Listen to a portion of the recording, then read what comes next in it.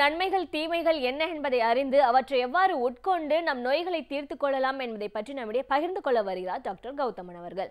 நம் விடியலேவா நிகழ்ச்சியின் அடுத்த பகுதியாக வரவிருப்பது பல்லாண்டு வாழ்ந்திட. அன்பான கலைஞர் தொலைக்காட்சி நேயர்களுக்கு என்னுடைய இனிமையான காலை வணக்கங்கள். இன்றைக்கு உடலில் ஏற்படுகின்ற நிறைய பிரச்சனைகளுக்கு அறுவை சிகிச்சை ஒன்றுதான் தீர்வுங்கிறதும், பாரம்பரிய இயற்கை முறை சிகிச்சைகள் அந்த மாதிரி நோய்களை குணப்படுத்துவதற்கு மருந்துகள் இல்லை அப்படிங்கிற ஒரு தவறான கருத்து நம்ம மனதில் விதிக்கப்பட்டிருக்கிறத பார்க்குறோம். உதாரணத்துக்கு நம்ம நினைக்கிறோம் பாரம்பரிய மருத்துவ முறைகளில் அறுவை சிகிச்சைகள் கிடையாது அப்படின்னு. ஆனால் இன்றைக்கு மாடர்ன் மெடிசனுடைய ஃபாதர் ஆஃப் சர்ஜரி, அதாவது இன்றைக்கு நவீன மருத்துவத்தில் உங்களுடைய சர்ஜரி அப்படிங்கிற ஒரு டிபார்ட்மெண்ட்டில் நீங்கள் யாரை முதல் குருவாக நினைக்கிறீர்கள் அப்படின்னு நீங்கள் கேட்டிங்கன்னா, அவங்க எல்லாருமே சொல்லுவாங்க ஆயுர்வேத ஆச்சாரியர் சுஷ்ருதரை தான் நினைக்கிறோம் அப்படின்னு சொல்லுவாங்க. இதை எதற்கு சொல்கிறோம் அப்படின்னு கேட்டிங்கன்னா, இன்றைக்கு நவீன மருத்துவம் அப்படிங்கிறது புதிதாக தோன்றி வளர்ந்தது கிடையாது. நம்முடைய ஆயுர்வேத சித்த மருத்துவத்தில் இருக்கக்கூடிய கொள்கைகளை மட்டும் எடுத்து அவர்களுக்கு ஏற்றாற்போல் உபயோகப்படுத்துகின்ற ஒரு மருத்துவம் அப்படிங்கிறத நம்ம எல்லாருமே புரிந்துக்கணும். ஏன் இதை ஸ்பெசிஃபிக்காக இன்றைக்கி சொல்கிறோன்னா, உலகத்திலேயே முதல் முறையாக கண்புரை சம்பந்தப்பட்ட அறுவை சிகிச்சை செய்தது ஆயுர்வேத மருத்துவம் தான். உலகத்திலேயே முதல் முறையாக பிளாஸ்டிக் சர்ஜரி செய்தது எந்த மருத்துவம் அப்படின்னு கேட்டிங்கன்னா ஆயுர்வேத மருத்துவம் தான். இன்றைக்கும் கூட கண்புரை அறுவை சிகிச்சையும் பிளாஸ்டிக் சர்ஜரியும் அந்த கோட்பாடுகளின் அடிப்படையில் தான் பண்ணப்படுகிறது அப்படிங்கிறது தான் ஒரு நிதர்சனமான உண்மை. ஆனாலும் கூட இன்றைக்கு கண்களில் ஏற்படக்கூடிய நிறைய பிரச்சனைகளை தீர்க்கக்கூடிய முறையான நவீன மருத்துவ வசதி அப்படிங்கிறது இல்லாமல் இருக்கிறது அப்படிங்கிறது தான் இன்றைக்கு நிதர்சனமான உண்மை. அந்த கண்களில் ஏற்படுகின்ற பிரச்சனைகளை தீர்க்கக்கூடிய ஒரு மிகச்சிறந்த மாமருந்து, சித்த மருத்துவத்திற்கென்றே இருக்கக்கூடிய ஒரு மிக பெரும் சொத்து எதுன்னு கேட்டிங்கன்னா நேத்திர பூண்டு அப்படின்னு சொல்லக்கூடிய ஒரு கொடி வகை தாவரம். ரொம்ப அழகாக சின்ன சின்ன இலைகளை கொண்டு வளரக்கூடிய தாவரம். பொதுவாக நம்மளுடைய செங்கல்பட்டு, மதுராந்தகம், வேலூர், திருச்சி இங்கெல்லாம் பார்த்திங்கன்னா ரொம்ப காமனாக நேஷனல் ஹைவேஸில் நீங்கள் போகும்போதே ரெண்டு பக்கமும் வளர்ந்துருக்கக்கூடிய ஒரு கொடி வகை தாவரம் இந்த நேத்திர பூண்டு. இந்த நேத்திர பூண்டை பொறுத்தவரையிலும் பார்த்திங்கன்னா கண்களில் ஏற்படுகின்ற நிறைய பிரச்சனைகளுக்கான தீர்வாக இருக்கிறத பார்க்குறோம். பொதுவாக ஆயுர்வேத மருத்துவ முறையில் ஒரு சிகிச்சை ஒன்று கொடுப்போம். கண்கள் வரும்போது தர்ப்பணம் அப்படின்னு சொல்லுவோம். கண்களை சுற்றி ஒரு பிரிட்ஜ் மாதிரி செஞ்சுட்டு அதில் சில மருந்துகளை போட்டு நிரப்பி வைக்கக்கூடிய ட்ரீட்மெண்ட்டு. அதாவது மருந்துகளை நன்றாக அரைத்து, இப்போ நேத்திரப்பூண்டு இருக்குன்னா நேத்திரப்பூண்டோட தாவரத்தை எடுத்து நல்லா அரைச்சி ஒரு பால் மாதிரி செஞ்சுட்டு அதுக்கு மேலே துணியெல்லாம் சுற்றிட்டு அதுக்கு மேலே களிமண் போட்டு அதை சீலை செய்து நல்லா காய வச்சுருவோம். அப்புறம் நல்ல அடுப்புகள், எரிகின்ற அடுப்புகளில் அந்த பால்ஸ் எல்லாம் அப்படியே வச்சுட்டு ஒரு நாள் முழுவதும் அதை எரித்து இரவு முழுவதும் அது கூலாக வச்சு அடுத்த நாள் காலையில் அதை எடுத்து உடைத்து உள்ளே இருக்கக்கூடிய சாறை எடுத்து பிழிந்து எடுத்து கண் சிகிச்சைக்காக உபயோகப்படுத்துகின்ற ஒரு சிகிச்சை. இதற்கு தர்ப்பணம் அல்லது புடபாக ஸ்வரச தர்ப்பணம்னு சொல்லுவோம். இதை செய்யும்போது பார்த்திங்கன்னா கண்களில் இருக்கக்கூடிய நிறைய பிரச்சனைகளில் மிகப்பெரிய முன்னேற்றம் ஏற்படுவதை பார்க்க முடியும். உதாரணத்துக்கு கிளக்கோமான்னு சொல்லக்கூடிய பிரச்சனை, கண் பார்வை ரொம்ப மோசமாக இருக்கக்கூடிய ஒரு பிரச்சனை. கண்களில் இருக்கக்கூடிய அழுத்தங்கள் அதிகமாகி கண்களுக்கு மிகப்பெரிய அளவில் பாதிப்பை ஏற்படுத்தக்கூடிய பிரச்சனை. இந்த பிரச்சனையை குணப்படுத்தக்கூடிய மிகச்சிறந்த அருமருந்து எது அப்படின்னு பார்த்திங்கன்னா இந்த நேத்திரப்பூண்டு. குறிப்பாக அந்த நேத்திரப்பூண்டிலிருந்து செய்யக்கூடிய தர்ப்பணம் அப்படின்னு சொல்லக்கூடிய சிகிச்சை. என்னுடைய ப்ராக்டிஸில் நான் நிறைய மாடர்ன் மெடிசன் டாக்டர்ஸ் கூட சேர்ந்து இன்டெக்ரேட்டட் ரிசர்ச்சாக நிறைய விஷயங்கள் செஞ்சுருக்கோம். அதில் கூட பார்த்திங்கன்னா அந்த கிளக்கோமா சம்மந்தப்பட்ட பிரச்சனைகள் ஏற்படும் போது நிறைய modern medicine doctors, eye specialist, eye surgeon, ரினோனா இன்றைக்கி தமிழகத்தில் இருக்கக்கூடிய சில கண் மருத்துவர்களோடு சேர்ந்து வெளிப்புறமாக கொடுக்கக்கூடிய ஒரு சிகிச்சையாக அவங்க ரொம்ப சேலஞ்சிங்னு சொல்லக்கூடிய சில கிளக்கோமா சம்மந்தப்பட்ட கேசஸ், ரெட்டினைட்டிஸ் பிக்மெண்டோசான்னு சொல்லக்கூடிய கேசஸ், கண் வறட்சின்னு சொல்லக்கூடிய ட்ரை ஐ சம்மந்தப்பட்ட கேசஸ்க்கு நம்ம ட்ரீட்மெண்ட் கொடுக்கும்போது படிப்படியாக அதில் இருக்கக்கூடிய பிரச்சனைகள் குறைந்து உடலில் மிகப்பெரிய ஒரு மாற்றம் ஏற்படுறதை நம்ம பார்க்க முடியும். உதாரணத்துக்கு இந்த ரெட்டினைட்டிஸ் பிக்மெண்டோசான்னு சொல்லுவோம். கண் அகலமான பார்வையோட அளவு குறைந்து குறைந்து குறைந்து ஒரு புள்ளியாக மாறி கடைசியில் கண் பார்வை முழுமையாக மறைந்து போகக்கூடிய ஒரு சிச்சுவேஷன். இந்த மாதிரி ஆகக்கூடியதில் குணப்படுத்துவதற்கு வழிகள் இருக்கா அப்படிங்கிற ஆராய்ச்சி முடிவுகள் இன்னும் வெளியில் வரல. ஆனாலும் இதை கட்டுப்படுத்தி அரெஸ்ட் பண்ண முடியுமா அப்படிங்கிற ஆராய்ச்சி தான் நாங்கள் ஈடுபட்ட ஆராய்ச்சி. அந்த ஆராய்ச்சியில் பார்த்தீங்கன்னா அந்த நேத்திரப்பூண்டிலிருந்து எடுக்கக்கூடிய அந்த புடபாக சுரத்தை வைத்து ஒரு 3 மாத காலம் தொடர்ந்து அந்த தர்ப்பண சிகிச்சை செய்யும்போது கண்களில் படிப்படியாக அந்த முன்னேற்றம் ஏற்பட்டதை நாங்கள் பார்க்க முடிந்தது. முன்னேற்றம் அப்படிங்கிறது என்னன்னு கேட்டிங்கன்னா, அவங்களுக்கு நாள் ஆக ஆக பார்வை குறையும். ஆனால் அந்த ரெட்டினைட்டிஸ் பிக்மெண்டோசா இருக்கக்கூடிய நோயாளிகள் வருடத்திற்கு ஒரு முறை 28 நாட்கள் மருத்துவமனைக்கு இந்த ஒரு சிகிச்சையை தொடர்ந்து எடுத்துக்கொள்ளும்போது அவர்களுக்கு அந்த அளவு குறையாமல் இருக்கின்றது அப்படியே மெயின்டைன் பண்ணுறதுக்கு அது ரொம்ப அழகாக உதவி செஞ்சதை நம்ம டாக்குமெண்ட் பண்ணோம். நிறைய பேர் இன்னும் அந்த மாதிரி கேசஸ் வரும்போது அந்த மருத்துவர்கள் நம்மக்கிட்ட தான் அதை ரெஃபர் பண்ணி இந்த ட்ரீட்மெண்ட்டை கொடுக்க வைக்கிறாங்க. அதே போல் தான் கிளக்கோமா. ஸோ கிளக்கோமா வரும்போது அறுவை சிகிச்சை, ஸ்டீராய்டு மருந்துகள் இதெல்லாம் கொடுக்கும்போது ஒரு ஸ்டேஜில் பார்த்திங்கன்னா அதில் மிகப்பெரிய அளவில் உதவி செய்யாமல் போய்விடுவதை நம்ம பார்க்க முடிகிறது. அந்த மாதிரி வரும்போது அவர்களுக்கு நம்ம கொடுக்கக்கூடிய ரொம்ப முக்கியமான ஒரு ட்ரீட்மெண்ட் என்னன்னு கேட்டிங்கன்னா, இதே மாதிரி நேத்திரப்பூண்டை வைத்து செய்யக்கூடிய அந்த தர்ப்பண சிகிச்சை தான். இதுவும் அவர்கள் வாரத்திற்கு ஒரு 3 நாட்கள் அப்படிங்கிற மாதிரி தொடர்ந்து ஒரு வருட காலம் எடுத்துக்கொள்ளும்போது கண் பார்வையுடைய பாதிப்புகள் அதிகம் இல்லாமல் ஓரளவுக்கு கண் பார்வை மெயின்டைன் பண்ணுறதுக்கு உதவி செய்யுது அப்படிங்கிறதையும் அவங்க டாக்குமெண்ட் பண்ணியிருக்காங்க. என்ன காரணம் பார்த்திங்கன்னா, இன்றைக்கு இருக்கக்கூடிய சர்ஜரி, ஸ்டீராய்டு இன்ஜெக்ஷன், டெக்னாலஜி என்ன யூஸ் பண்ணாலும் அந்த ப்ராக்ரஸ், அந்த வியாதியுடைய பரவுகின்ற விகிதத்தை தடுக்க முடிவது இல்லை. ஆனால் நம்ம பண்ணக்கூடிய சிகிச்சையில் ஓரளவு அது கட்டுக்குள் பார்வை மோசமடையாமல் தடுக்க உதவுகிறது அப்படிங்கிற வரையிலும் அவங்களும் அதை அப்ரிஷியேட் பண்ணியிருக்காங்க. ஸோ அதனால் இந்த நேத்திரப்பூண்டு அப்படிங்கிற ஒரு தாவரத்தை பொறுத்த வரையிலும் கண்களில் ஏற்படுகின்ற எவ்வளவோ பிரச்சனைகளை கிளக்கோமா, ரெட்டினைட்டிஸ் பிக்மெண்டோசா, ட்ரை ஐஸ்ன்னு சொல்லக்கூடிய கண் வறட்சி சம்பந்தப்பட்ட எவ்வளவோ பிரச்சனைகளை நீக்கக்கூடிய மிகச்சிறந்த அருமருந்து. தகுந்த மருத்துவ ஆலோசனையின் பேரில் சரியான முறைப்படி உட்புறமாக அல்ல வெளிப்புற சிகிச்சையாக இந்த நேத்திரப்பூண்டை உபயோகப்படுத்தினாலே நம்மாலும் பல்லாண்டு காலம் ஆரோக்கியமாக வாழ்ந்திட முடியும். சமூகத்தில் அன்றாட நடக்கும் பிரச்சனைகளை கண்டு நாம் ஒதுங்கி விடாமல் அதில் நம்முடைய பங்களிப்பை நாம் எவ்வாறு முழுமையாக அளிக்கலாம் என்பதை பற்றி நம்மிடையே பகிர்ந்து கொள்ள வருகிறார் எழுத்தாளர் மனுஷபுத்திரன் அவர்கள். நம் விடியலேவா நிகழ்ச்சியின் அடுத்த பகுதியாக வரவிருப்பது தேதும் நன்றும்.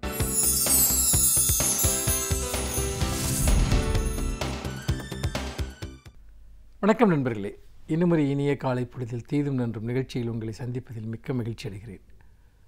பொதுவாக திராவிட இயக்கத்திற்கு எதிராக பல்வேறு விதமான கட்டுக்கதைகளும் பொய் பிரச்சாரங்களும் தொடர்ந்து மேற்கொள்ளப்பட்டு வருகின்றன. திராவிட இயக்க சிந்தனையாளர்கள், அதனுடைய தலைவர்கள் தொடர்ந்து அந்த பொய்களுக்கு எதிராக போராடி கொண்டே இருக்கிறார்கள். அப்படிப்பட்ட போராட்டத்தினூடாக நாம் வலியுறுத்த வேண்டிய பல விஷயங்கள் இருக்கின்றன.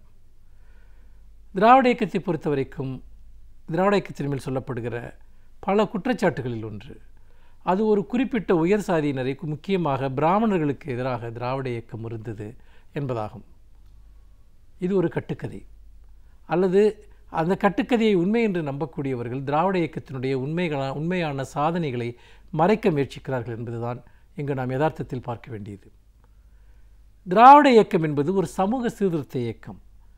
அனைத்து விதமான மூட நம்பிக்கைகளிலிருந்தும் விடுதலை, அனைத்து விதமான அடிமைத்தனத்திலிருந்தும் விடுதலை, அனைத்து விதமான பழமைவாத எண்ணங்களிலிருந்தும் விடுதலை, அனைத்து விதமான மனித விரோத செயல்களிலிருந்தும் விடுதலை, இப்படியாக ஒரு ஒட்டுமொத்த சமூகத்திற்கான ஒரு விடுதலையை பேசுகிற போது பழமைவாதத்தை எந்த கருத்தியல் ஆதரிக்கிறதோ, பழமைவாதத்தை எந்த கருத்தியல் நியாயப்படுத்துகிறதோ, அல்லது எந்த குறிப்பிட்ட சாதியினர் அடிமைத்தனத்தை நியாயப்படுத்துகிறதோ அந்த சாதியை எதிர்ப்பது என்பது அந்த சாதியைச் சேர்ந்தவர்களை எதிர்ப்பதல்ல, மாறாக அந்த சாதிய வாதத்தை எதிர்ப்பது, அந்த சாதிய கருத்தியலை எதிர்ப்பது.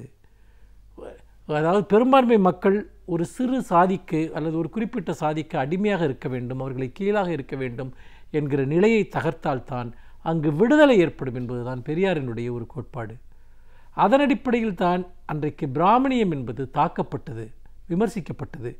அது எந்த ஒரு தனிப்பட்ட உயர்சாதி பிராமணருக்கும் எதிரான ஒரு இயக்கம் அல்ல. இன்னும் சொல்லப்போனால் எந்த சாதியைச் சேர்ந்தவர்கள் சாதி ரீதியாக மேலாதிக்க உணர்வு கொண்டிருந்தாலும் சரி, அல்லது பிறரை இழிவாக நடத்துகிறவர்களாக இருந்தாலும் சரி, அவரிடம் இருக்கக்கூடிய சாதிய மனப்பான்மை எதிர்க்கப்படுகிறதே தவிர அந்த தனிநபர் அல்ல. அவருடைய உணர்வுகளை புண்படுத்த வேண்டும் என்பதல்ல அதனுடைய நோக்கம். இதில் நாம் இன்னொரு கவனிக்க வேண்டிய விஷயம் என்னவென்று சொன்னால், பொதுவாக திராவிட இயக்கம் பற்றி சொல்லுகிற போது இந்த பிராமண எதிர்ப்பு என்பது அது உண்மையிலேயே பிராமணர்களுக்கு எதிராக இந்த இயக்கம் கட்டப்பட்டது போன்ற தோற்றத்தை அவர்கள் உருவாக்குகிறார்கள். ஆனால் மற்ற சமூகங்கள் எப்படி திராவிட இயக்கத்தினால் பலனடைந்தனவோ அல்லது மற்ற சமூகங்கள் எப்படி திராவிட இயக்கத்தை எழுச்சியின் காரணமாக ஒரு விடுதலையை பெற்றனவோ அந்த இயக்கத்தினுடைய விளைவாக பிராமண சமூகமுமே கூட விடுதலையை பெற்றிருக்கிறது. அது பல பலன்களை அடைந்திருக்கிறது.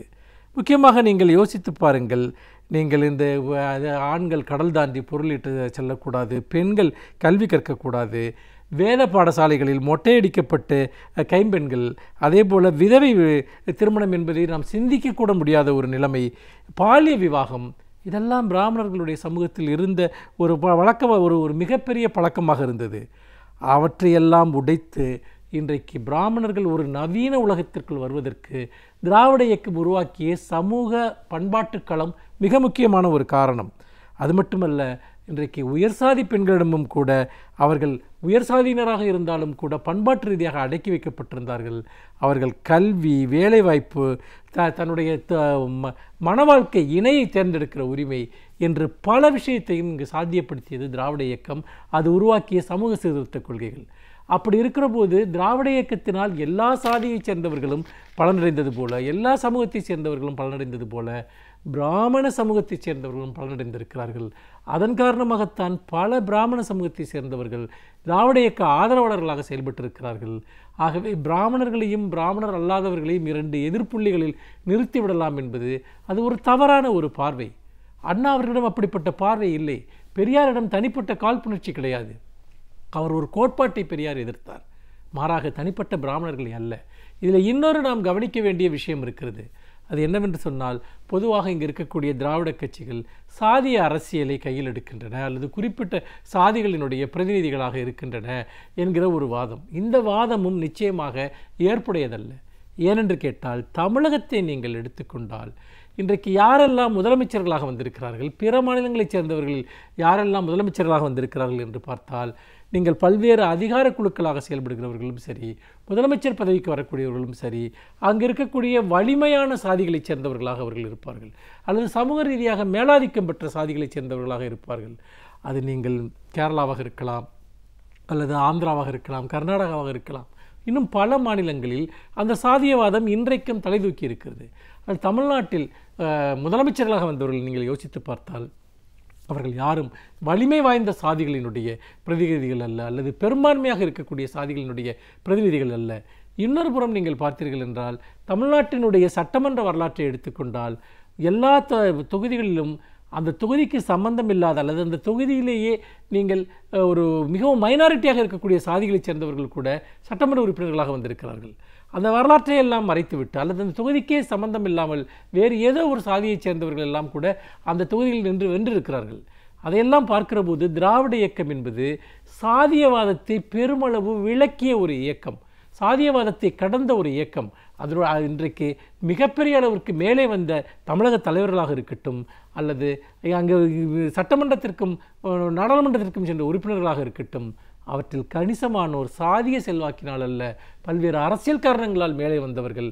அப்படி பார்க்கிற போது திராவிடம் உருவாக்கிய அரசியல் என்பது அது சாதியவாதத்தை எப்பொழுதும் கடந்து வந்திருக்கிறது என்பதைத்தான் இதுபோன்ற ஒரு தகவல்கள் நமக்கு காட்டுகின்றன. எல்லோருக்குமான விடுதலை, எல்லோருக்குமான பங்கேற்பு என்பதுதான் திராவிடத்தினுடைய ஒரே முழக்கம் என்பதை இந்த இடத்தில் நான் பதிவு செய்ய விரும்புகிறேன். மீண்டும் இன்னும் ஒரு புதிய சிந்தனையோடு உங்களை சந்திக்கிறேன். நன்றி, வணக்கம். பல்வேறு துறைகளில் பல சாதனைகளை படைத்தவர்கள் அவர்களுடைய அனுபவங்களை நம்முடன் பகிர்ந்து கொள்வது நமக்கு சிறந்த தூண்டுகோலாக அமைகின்றது. அந்த வகையில் இன்றைய சிறப்பு விருந்தினர் யார் என்பதை பற்றியும் அவர்கள் என்ன செய்திகளை நம்முடன் பகிர்ந்து கொள்ளப் போகிறார்கள் என்பதையும் பார்க்கலாம். நம் விடியலைவா நிகழ்ச்சியின் அடுத்த பகுதியாக வரவிருப்பது சிறப்பு விருந்தினர் பகுதி.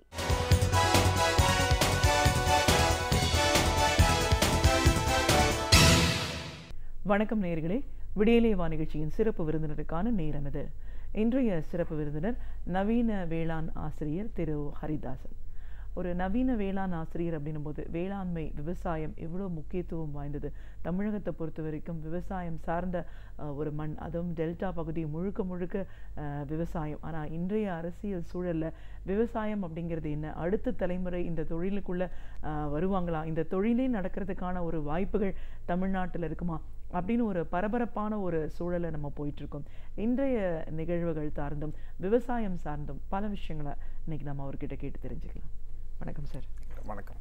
ஒரு நவீன வேளாண் ஆசிரியராக முதல்ல எங்கள் நிகழ்ச்சிக்கு உங்களை நாங்கள் வரவேற்கிறோம் சார். ஒரு வேளாண் ஆசிரியர் அப்படின்னு வரும்போது இன்னைக்கு நம்ம இந்தியாவே ஒரு விவசாயம் சார்ந்த நாடுன்னு சொல்லுவோம். அது குறிப்பிட்டு தமிழ்நாடு அப்படின்னு பார்க்கும்போது ஒரு டெல்டா பகுதி முழுவதுமே விவசாயம் மட்டும்தான் தொழில் அப்படிங்கிற ஒரு நிலை. மிக வளமான ஒரு நாடு, எல்லா விதத்திலையும் ஒரு சரியான சீதோஷ்ண நிலை, தட்பவெப்பம், நீர், இதையெல்லாம் பல வரலாறுகள் நம்மளுக்கு இருக்குது. அப்படிங்கிற ஒரு சூழலில் இன்றைக்கி பார்த்திங்கன்னா இதை ஒரு தொழிலாவோ ஒவ்வொருவருக்கும் நமக்கு அந்த குலத்தொழில் பரம்பரை இப்படின்னு வர ஒரு நிலையில் இவ்வளோ முக்கியத்துவம் வாய்ந்த ஒரு விவசாயத்துக்கு இன்றைக்கி அவங்களுடைய அடுத்த தலைமுறை வேண்டாம் வேற எதுக்கு போகிறத பார்க்குறோம். வயதானவர்களும் கூட நம்மளோட அடுத்த சந்ததி இந்த தொழிலுக்கு வர வேண்டாம், வேற வழியை பார்த்துட்டு போப்பா அப்படின்னு சொல்லக்கூடிய ஒரு இது பார்க்குறோம். ஏன் அப்படி ஒரு நிலை ஏற்பட்டுச்சு? என்ன மாதிரியான ஒரு பாதிப்புகள் இன்னைக்கு விவசாயத்தை நோக்கி வந்துட்டு இருக்கு? இன்னும் இந்த காவிரி நதிநீர் பங்கீடு பிரச்சனை அப்படின்னு வரும்போது நதி 2 மாநிலங்களுக்கும் பொதுவானது, வளம் சார்ந்த விஷயம் அப்படின்னு வரும்போது காவிரி நதிநீர்னால தென் தமிழகம், அதுவும் தஞ்சை, அந்த டெல்டா பகுதி எவ்வளோ தூரம் செழிப்பாக ஒரு காலகட்டத்தில் இருந்துச்சு. இன்றைக்கி நம்ம அது சரியான முறையில் கிடைக்காதனால எங்கே போயிட்டுருக்கோம், இனிமேல் என்ன ஆகும் அப்படின்ற ஒரு பயம்லாம் இருக்குது. ஸோ விவசாயம் சார்ந்த ஒரு ஆசிரியன்ற முறையிலையும் விவசாயத்தை பற்றின ஒரு முழுமையான ஒரு புரிதல் இருக்கிறவங்க நம்மள இன்றைக்கி விவசாயம் சார்ந்த பிரச்சனைகள் என்ன, இதோட தேவைகள் என்ன, இன்றைய அரசியல் சூழல் எவ்வளோ பெரிய ஒரு பயத்தை இன்றைக்கி ஏற்படுத்தியிருக்கு அப்படின்னு நம்ம நிறைய பேசணும் சார். முதல்ல ஒரு விவசாயம் சார்ந்த தொழில் அப்படின்னு பார்க்க வரும்போது அதை பற்றி நவீனத்துவத்தை நீங்கள் புகுத்துறீங்க அப்படிங்கிற முறையில் உண்மையிலே இன்னைக்கு என்ன மாதிரியான ஒரு பிரச்சனைகளை விவசாயிகள் இந்த துறை சந்திச்சுட்டு வருது? முழுக்கவே பிரச்சனைகளோடு தான் விவசாயி இன்னைக்கு இங்கே இருக்காங்க. நீங்கள் விவசாயத்தை பல வடிவங்களில் பார்த்தீங்கன்னா உலகளாவிய பார்வையிலேயே உலகத்திலேயே அதிகமான பேர் ஈடுபட்டு இருக்கிற தொழில் விவசாயம். மற்ற நாடுகள்லாம் விவசாயம்னா கேவலம் கிடையாது, அதுவும் ஒரு மதிக்கத்தக்க தொழில் தான். எல்லாருக்கும் இணையாகத்தான் விவசாயத்தையும் பார்ப்பாங்க. இந்தியாவில் மட்டும்தான் 70% மக்கள் விவசாயத்தில் இருந்தாலும் அவங்களுக்கு ஒரு மரியாதை, ரெஸ்பெக்ட், விவசாயம்னு சொன்னாலே அவ்வளோ மரியாதை இல்லை. அதுவும் இந்திய அளவில் பார்த்திங்கன்னா தமிழகத்தில் தான் இந்த மோசமான நிலைமை. நீங்கள் மேலே உள்ள கர்நாடகாவிலையோ ஆந்திராவிலையோ நீங்கள் விவசாயம் செய்கிறவங்கள பாருங்கள், வளமையாக தான் இருக்காங்க, ரிச்சாக இருக்காங்க. விவசாயங்கிறது அவங்கெல்லாமே நல்லா பண்ணிக்கிட்டு இருக்கும்போது தொடர்ந்து இன்றைக்கு தமிழகத்தில் மட்டும்தான் விவசாயிங்கிறது ஒரு கேவலமான நிலைக்கு போயிருக்கிறத தொடர்ந்து நான் பார்த்துக்கிட்டே இருக்கேன். அப்போ பிற மாநிலங்களில் இருக்கவங்க கூட விவசாயத்தை நல்லா பண்ணி சந்தோஷமாக இருக்கும்போது தமிழகத்தில் தான் மிக மிக மோசமான அவல நிலைக்கு இன்று விவசாயிகள் தள்ளப்பட்டிருக்கிறார்கள். அதுக்கு என்ன காரணமாக இருக்கும்னா, நாம் யாருமே இதை முழுக்க எல்லாருமே சேர்ந்து ஒரு விஷயத்தை செய்யாமல் அவங்கவுங்களுக்கு தெரிந்த சூழலில் அவங்கவுங்களோட நலனையும் சேர்த்து தமிழக விவசாயிகளை கூறு போட்டு பந்தாடிட்டாங்களோ அப்படின்ற ஒரு நிலைமையும் யோசிக்க வைக்குது. இப்போ இந்தியாவிலேயே தமிழர்களுடைய நிலை தான் மோசமாக இருக்குது. மற்ற ஸ்டேட்டில் இருக்கிற விவசாயிகள் கூட நல்லா இருக்காங்க மாதிரி தான் நான் பார்க்குறேன். அப்போ நாம் இந்த அளவுக்கு மோசமாக போனதுக்கு காரணம் எதையுமே இங்கே யாருமே கண்டு கொள்ளாத ஒரு நிலை. தமிழகத்து விவசாயியை கேட்கறதுக்கு நாதியே இல்லாத ஒரு நிலையில் நம்ம இருக்கிறோம். யார் என்ன சொன்னாலும் நமக்கு தீர்வே இல்லையாங்கிற மாதிரி நாங்கள் நொந்து போயிருக்கோம். இப்போ ஏதாவது ஒரு பிரச்சனைனா மேலே எடுத்துகிட்டு போவோம், கடைசியில் எங்கே போய் நிற்போம்? உச்ச நீதிமன்றம் தான் போய் ஒரு தீர்வுக்கு நாம் நிற்போம். இன்றைக்கி உச்ச நீதிமன்றத்திலேயே தமிழக விவசாயிகள் போராடி அவர்கள் பெற்ற உரிமையை அவங்களுக்கு கொடுக்க மாட்டேன் அப்படின்னு சொல்லியாச்சுன்னா இப்போ எங்களுக்கு தற்கொலையை தவிர இனி வேறு என்ன இருக்க போகுதுங்கிற நிலைமைக்கு தான் தமிழக விவசாயம் இன்றைக்கு தள்ளப்பட்டிருக்கிறது. முழுக்க அவநம்பிக்கை, இந்த தொழிலை விட்டு ஓடி போயிடலாமா, இனிமேல் எதுக்கு இதை செய்யணும் அப்படிங்கிற ஒரு நிலைப்பாட்டை இன்றைக்கி தமிழக விவசாயிகள் எடுத்துட்டாங்கன்னு சொன்னால் அப்புறம் இங்கே சாப்பாட்டுக்கு நாதி இல்லாமல் போயிடும். இருக்கிற இதுலேயே மிக முக்கியமானது உயிர் தொழில். அப்போ உயிர் தொழிலுங்கிறது விவசாயம் தான். இது ஒன்றை நம்பி இல்லை, இது பல சூழலை நம்பி இருக்குது. மண்ணை நம்பி இருக்குது, தண்ணியை நம்பி இருக்குது, சுற்றுச்சூழலை நம்பி இருக்குது, லேபர் என்று சொல்லக்கூடிய தொழிலாளிகளை நம்பி இருக்குது, டெக்னாலஜியை நம்பி இருக்குது. இவ்வளவையும் நம்பி நீங்கள் விவசாயம் பண்ணி கொண்டுட்டு வந்தால் அந்த பொருளுக்கு விலை கொடுப்பாங்களான்னு அதுவும் தெரியாது. இப்படி இருக்கிற இந்த காலகட்டத்தில் இன்றைய தமிழக விவசாயியின் நிலை நல்லா இல்லை. எல்லாரும் இதை விட்டுட்டு ஓடி போயிடுவாங்களோ, இல்லை விவசாயமே செய்யாமல் விட்டுறலாமோ அப்படிங்கிற ஒரு நிலைமையில தான் ஒரு விவசாயியும் இன்னைக்கு நினச்சிக்கிட்டு இருக்காங்க. ஸோ ஒரு நம்ம பிரச்சனைகள் அப்படின்னு அடுக்கடுக்காக போனால் அதோட உச்ச நிலைக்கும் நம்ம போய் பார்த்துட்டோம், நமக்கான தீர்வு கிடைக்கல அப்படின்னு வரும்போது அடிப்படை ஆதாரம் நீர் அப்படிங்கிற ஒரு முக்கியமான ஒரு பிரச்சனை வருது. இப்போது நதிநீர் பங்கீடின் மூலமாக கர்நாடகா, தமிழ்நாடு 2 மாநிலத்துக்கும் பொதுவானது காவிரி அப்படின்னும் போது பல வரலாறு சமஸ்தான காலத்தில் இருக்கிற ஒப்பந்தத்திலிருந்து நம்ம அதை பார்த்துட்டு வரோம். இடையில் பிரச்சனைகள் அப்படின்னும் போது ஒவ்வொரு முறையும் நம்ம நீதிமன்றத்தை அணுகிறோம். அந்த நீதிமன்றத்தை அணுகிற போதெல்லாம் நம்மளுக்கான நீரின் அளவை வந்து குறைத்து வர தீர்ப்பை தான் நம்ம இன்றைக்கி பார்த்துட்ருக்கோம். இதையெல்லாம் தாண்டி உச்சநீதிமன்றத்துக்கிட்ட போயிட்டு ஒரே முதல் முறையாக ஏதோ ஒரு விதத்தில் நமக்கு தமிழ்நாட்டுக்கு சாதகமான ஒரு விஷயம், காவிரி மேலாண்மை வாரியம் அமைக்க வேண்டும், அதற்கான காலக்கெடுவும் 6 வார காலங்கள் அப்படின்னு ஒரு நிர்ணயிக்கும் போது இனிமேலாவது இதற்கான ஒரு வழி பிறக்குமான தமிழக விவசாயிகள் எதிர்பார்த்துட்டு இருக்கிற இந்த ஒரு சூழல்ல 6 வாரங்களை கடத்திட்டு அது முடிய போற ஒரு காலகட்டத்தில் அதில் வந்து ஸ்கீம் என்ற ஒரு வார்த்தை இருக்கு, இதுக்கு தெளிவான விளக்கம் இல்லை அப்படின்னு மறுபடியும் இந்த மாதிரிலாம் வரக்கூடாதுன்னு சொன்ன நேரத்தில் கூட திருப்பியும் உச்சநீதிமன்றத்திட்ட விளக்கம் கேட்டு ஒரு கேஸ் அப்படின்ற ஒரு சூழ்நிலை. அப்போ இப்போ என்ன மாதிரியான ஒரு கவர்மெண்ட் இங்கே நடக்குது, இதுக்கு மேலே நம்ம என்ன செய்ய முடியும் அப்படின்ற ஒரு கேள்வி ஏற்படுது இல்லைங்களா? இப்போ நாங்கள்லாம் இந்தியாவில் தான் இருக்கோம்னு நினச்சிக்கிட்டு இருக்கோம். அப்போ ஒரு மாநிலம் என்பது எல்லா மாநிலங்களும் இந்தியாவை உள்ளடக்கியது தான். அப்போ தீர்வு என்பது உச்சநீதிமன்றம் சொன்னதை யாராக இருந்தாலும் கட்டுப்படணும். அது யதார்த்தமான ஒரு விஷயந்தான். இது எல்லாருக்குமே தெரிந்திருந்தும் கூட அதை காலந்தாழ்த்துறதோ தள்ளி போடுறதோ என்ன அர்த்தம்னா திரும்பவும் இந்த பிரச்சனையை பெருசு பண்ணிட்டு போகிறது தான். உலகத்தில் நிறைய நாடுகளுக்கு நதிநீர் பங்கீடு பிரச்சனை இருக்குது. எல்லா நாடுகளுமே ஒரு தீர்ப்பு சொல்லிட்டாங்க அப்படின்னா அந்த 2 நாடுகளுமே அந்த தீர்ப்பை ஏற்றுக்கொண்டு அதில் என்ன சொன்னாங்களோ அதை முறைப்படுத்துகிற ஒழுக்கத்தை வச்சுருக்காங்க. திருவள்ளுவர் தமிழ்நாட்டில் தான் பிறந்தார், இந்தியாவில் தான் பிறந்தார். ஆனால் இங்கே இந்தியாவுக்குள்ளே இருக்கிற ஒரு 2 மாநிலமே ஒழுக்கத்தை பின்பற்றலை அப்படிங்கிற மாதிரி தான். குறிப்பாக சொல்லப்போனால் கர்நாடகாவுக்கு ஒழுக்கம் இல்லைன்றது தான் இதை திரும்பவும் எடுத்துக்காட்டுது. அப்போ சொல்லியாச்சு தீர்ப்பு அப்படிங்கிற பொழுது அதை யாராக இருந்தாலும் பின்பற்றணும். உலகத்தில் 2 நாடுகளே பின்பற்றுகிற பொழுது ஒரு நாட்டுக்குள்ளே இருக்கிற 2 மாநிலங்கள் இதை பின்பற்றவில்லை என்று சொன்னால் இதற்கப்புறம் தீர்வு என்பது போராட்ட காலத்துக்கு தான் போகும், முடிஞ்சு போச்சு. அப்போ இன்னைக்கு தெருவில் இறங்கி போராடுகிற ஒரு சூழலை இன்னைக்கு தமிழகம் முழுக்க நிகழ்ந்து கொண்டிருக்கிறது.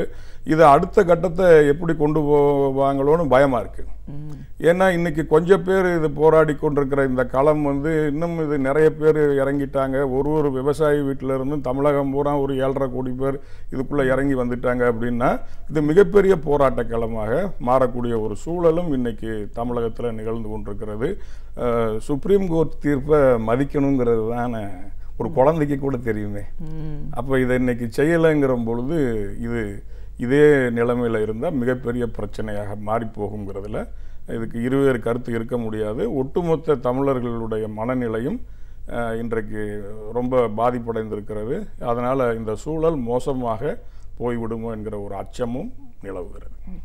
இந்த போராட்டமே ஒரு புரட்சியாக மாறிடுச்சுன்னா அதுக்கப்புறம் நம்மளுக்கான ஒரு வாழ்க்கையை ஒரு பெரிய கேள்விக்குறிக்கு அதை கொண்டு போகும். ஏன்னா இந்தியாவில் மிகப்பெரிய தீர்ப்பு வந்து சுப்ரீம் கோர்ட்டு தான், உச்ச நீதிமன்றம் தான். அதனுடைய தீர்ப்பை இம்ப்ளிமெண்ட் பண்ணலை அப்படின்னு சொன்னால் வேறு என்ன பண்ண போகிறாங்கங்கிற ஒரு அச்சம் வருது இல்லையா? அங்கே வாழ தகுந்த இடமா, நம்ம அதையே மதிக்கலைன்னா அப்புறம் ஏன் வாழ தகுதி இல்லாத இடத்துல நம்ம ஏன் இருக்கணும்னு பல ஆங்கிளில் இந்த கேள்வி வந்து எழுப்பப்பட்டு அது மிகப்பெரிய ஒரு போராட்ட களத்துக்கு போய் நிற்குங்கிறதுல சந்தேகம் இல்லை. அப்படித்தான் இது போகுமோன்னு ஒரு பயமாக இருக்குது. கண்டிப்பாக. ஸோ நம்ம பிரச்சனைகளை பற்றி பேசுகிறோம், அதற்கான தீர்வு அப்படின்லாம் போகிறோம். நம்மளுக்கு எதுக்கு அரசியல் அப்படின்னு நம்ம பேச வேணாம் அப்படின்னு நினைக்கிறவங்க கூட இன்னைக்கு நம்ம பார்க்கும்போது நம்மள்ட்ட ஒன்று கிடைக்கலன்னா அடுத்த மாநிலத்தில் இதுக்கு ஒரு முன்னோடி இருக்கா, இதுக்கான ஒரு செயல்பாடு எப்படி நடக்குதுன்னு பார்க்க தோணுது. இப்போது இன்றைய ஒரு சூழலில் அண்டை மாநிலமான ஆந்திரா எடுத்துக்கிட்டிங்கன்னா அங்கே வந்து ஓடுற நதிகளை இணைச்சு காமிச்சிருக்காங்க. அதற்கான ஒரு தனி சிறப்பு அந்தஸ்து அப்படின்ற ஒரு கோரிக்கையை முன் வச்சு மத்திய அரசாங்கத்துக்கிட்ட ஆந்திர அரசு போராடுது. அதற்கான செவிசாய்க்கல் என்ற ஒரு காலகட்டத்தில் அவங்க வெளிநடப்பு நோ கான்ஃபிடன்ஸ் கொண்டு வந்திருக்காங்க. அந்த மாதிரியான ஒரு சூழலை மத்திய அரசுக்கு எதிர்த்து குரல் கொடுக்குறாங்க அப்படின்ன ஒரு நேரத்தில் மிக முக்கியமான ஒரு பிரச்சனை தமிழ்நாட்டில் இருக்குது. அதற்கான தீர்ப்பு நமக்கு சாதகமாக வந்திருக்கிற இந்த ஒரு சூழலில் 50 எம்பிக்களுக்கு வேலை வைத்து கொண்டிருக்கிற அதிமுக அரசு இன்றைக்கு எப்படிப்பட்ட ஒரு செயல்பாடை எடுத்திருக்கணும், முன் வச்சிருக்கணும்.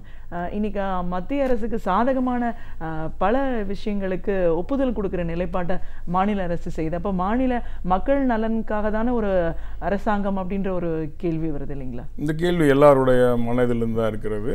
குறிப்பாக சந்திரபாபு நாயுடுவை வந்து இன்னைக்கு எப்படி இந்தியா முழுக்க பார்க்குறாங்க அப்படின்னா, தனது மாநில நலனுக்காக அவர் எதையுமே செய்வார் அப்படின்ற ஒரு ஆங்கிளில் தான் எல்லாருமே பார்க்குறாங்க. அவர் மீது ஒரு நன்மதிப்பு இருக்குது. இங்கே இருக்கக்கூட நிறைய தொழிலதிபர்களை அவர் கூப்பிட்டு அவங்க ஸ்டேட்டுக்கு கொஞ்ச நாளைக்கு முன்னாடி இன்வைட் பண்ணி அங்கே பண்ணக்கூடிய ஒரு சூழலையும் நம்ம பார்த்துக்கிட்டு இருக்கோம். அதனால் மாநிலத்தினுடைய நலன் என்பது தான் வந்து முக்கியங்கிறதுல மிக தெளிவான முடிவை எடுத்த ஒரு நபர்.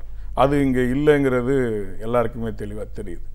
ரெண்டாவது, சந்திரபாபு நாயுடு வந்து அவங்க ஸ்டேட்டை வந்து அந்த வாட்டர் மேனேஜ்மெண்ட்டில் ஒரு வேறு வடிவத்துக்கு எடுத்துகிட்டு போனார். குறிப்பாக அங்கே உள்ள நீர்நிலைகளை அந்த மேம்படுத்துறது, இன்டர்லிங்கிங் ஆஃப் ரிவர்ஸ் பண்ணது, எல்லாமே அந்த மழையினுடைய மொத்த சராசரி அளவை கொஞ்சம் கூட வீணாக்காமல் அங்கங்கே வாட்டர் ஹார்வெஸ்டிங் பண்ணுது. அந்த நீர் மேலாண்மைக்குன்னு தனியாக சிறப்பு கவனத்தை கொடுத்து அவங்க ஸ்டேட் மட்டுமே முடிவெடுத்து செய்கிற விஷயம் அது. இதில் சென்ட்ரல் கவர்மெண்ட்டோட தலையீடு கிடையாது. இப்போ தமிழகத்தில் அந்த மாதிரி ஒரு இதை காணோம். இங்கே உள்ள வாட்டர் மேனேஜ்மெண்ட் சிஸ்டம் எப்படி இருக்குது, இங்கே இன்னும் ஏரி குளங்களை கூட தூர்வாடுறதுக்கு கூட அலோவ் பண்ண மாட்டேங்கிறாங்க. அந்த வண்டலை எடுத்து அந்த விவசாயி பயன்படுத்துறதுல கூட சிக்கல் இருக்கிறது. இந்த மாதிரிலாம் இங்கே வாட்டர் மேனேஜ்மெண்ட் சிஸ்டம் சரியாக இல்லை. பழைய அந்த நீர்நிலைகளை காப்பாற்றுகிற மேம்படுத்துகிற வசதிகளுக்குன்னு இங்கே தனியாக எதுவும் செய்கிற மாதிரி எதுவும் தெரியலை. அதில் நிறைய பின்தங்கி இருக்கிறது ஒன்று. ஆவரேஜ் ரெயின்ஃபால் இருந்தும் நம்ம அதை சரியாக மேனேஜ் பண்ணாதது ஸ்டேட் கவர்மெண்ட்டோட பிரச்சனை தான். இதில் சென்ட்ரல் கவர்மெண்ட்டோட இது எதுவும் கிடையாது. நம்ம பண்ணியிருக்க முடியும். எல்லாத்துக்கும் மேலே இங்கே மணல் வந்து ஆற்றில் இருக்கிற மணலை வந்து நம்ம எடுத்துகிட்டு போகிற வியாபார நோக்கு. இப்போ கேரளாவில் பாருங்கள், அவங்க ரிவர் ஸ்டாண்ட் வந்து எடுக்க மாட்டாங்க. நம்ம தமிழகத்தில் இருந்து அவங்க யூஸ் பண்ணிக்கிடுவாங்க. ஸோ அவங்க சுற்றுச்சூழலை அவங்க வாட்டர் மேனேஜ்மெண்ட்டை கரெக்டாக ஹோல்டு பண்ணிக்கிறாங்க. ஆந்திராவிலையும் அந்த மாதிரி அவங்க வந்து நிலைப்பாட்டை எடுத்திருக்காங்க, நீர்நிலைகளை காப்பாற்றிருக்காங்க. இதெல்லாம் ஸ்டேட் கவர்மெண்ட்டோட கவர்னன்ஸில் இருக்குது. தமிழகத்தில் நீர் மேலாண்மை மற்றும் இந்த மண் வியாபாரம் இந்த இதெல்லாம் வந்து இன்னும் முறைப்படுத்தப்பட்டு சரியான ஆங்கிளில் நம்ம சுற்றுச்சூழலை கவனிக்காத ஒரு போக்கு இருக்கிறதுனால வாட்டர் மேனேஜ்மெண்ட் வந்து சரியாக செய்யாததுனால இதெல்லாமே ஸ்டேட் கவர்மெண்ட் கவர்னன்ஸ் தான். இதையும் நம்ம கரெக்டாக பண்ணியிருக்கலாம். ஒரு நல்ல அரசு வந்து இதையும் வருங்காலங்களில் கவனத்தில் நம்ம வச்சுக்கிட்டு வாட்டர் மேனேஜ்மெண்ட்டை விவசாயத்துக்கு தேவையான வழிமுறைகளை என்னென்னலாம் இருக்கோ அது ஏற்கனவே பண்ணிகிட்டு இருந்தது தான். நான் சமீப காலமாக அதை சரியாக மேனேஜ் பண்ணாத விட்டது கூட ஒரு நீருக்கு இருக்கிற ஒரு முக்கியத்துவ அவசியத்தை நாம் உணரலை அப்படின்னு எடுத்துக்கொள்ளலாம். இந்த வார் வந்து உலகம் பூரா எதுக்காக வரும்னு நிறைய இடத்துல நிறைய ஃபோரமில் பேசியிருக்காங்க. அடுத்த 3ஆம் உலகப் போர்னு ஒன்று கிரியேட் ஆனால் அது மேபி தண்ணிக்காக வரலாம், வாட்டருக்காக வரலாம் அப்படின்னு தான் ஆய்வு சொல்லுது. அப்போ நீர் என்பது போர் வரைக்கும் கொண்டு போய் நிப்பாட்டக்கூடிய ஒரு எசென்சியல் கமாடிட்டியாக இருக்கிறதுனால தான் இந்த பிரச்சனை பூதாகரமாக இன்றைக்கு வெடிக்கிறது. இப்போ வந்து ஒரு உடை இல்லாமல் ஒரு மனுஷன் இருக்கலாம், ஒரு 2 ட்ரெஸ் கூட வச்சுட்டு போகலாம். தண்ணி இல்லாமல் ஒரு நாள் கூட அவரால் வாழ முடியாதுங்கிறதுனால நீரினுடைய முக்கியத்துவத்தை உணர்ந்து நம்ம ஸ்டேட் கவர்மெண்ட்டுக்கு என்னென்ன பவர்ஸ் இருக்கோ அந்த அவங்களுடைய கவர்னன்ஸில் நம்ம என்னென்ன வாட்டர் மேனேஜ்மெண்ட் பண்ண முடியுங்கிறதையும் நம்ம செய்ய தவறி இருக்கோம். அதையும் கரெக்டாக செய்யணும். ஆவரேஜ் ரெயின்ஃபால் இருக்கும்போது அதை சேமிக்கிறதுக்கான வழிமுறை, தடுப்பணைகள் மீது என்னென்னலாம் ஆந்திராவில் நிறைய பண்ணியிருக்காங்கன்னு சொன்னீங்க, அதே பேஸ் இங்கே நம்ம ஃபாலோ பண்ண முடியும். அது நம்ம கையில் உள்ள.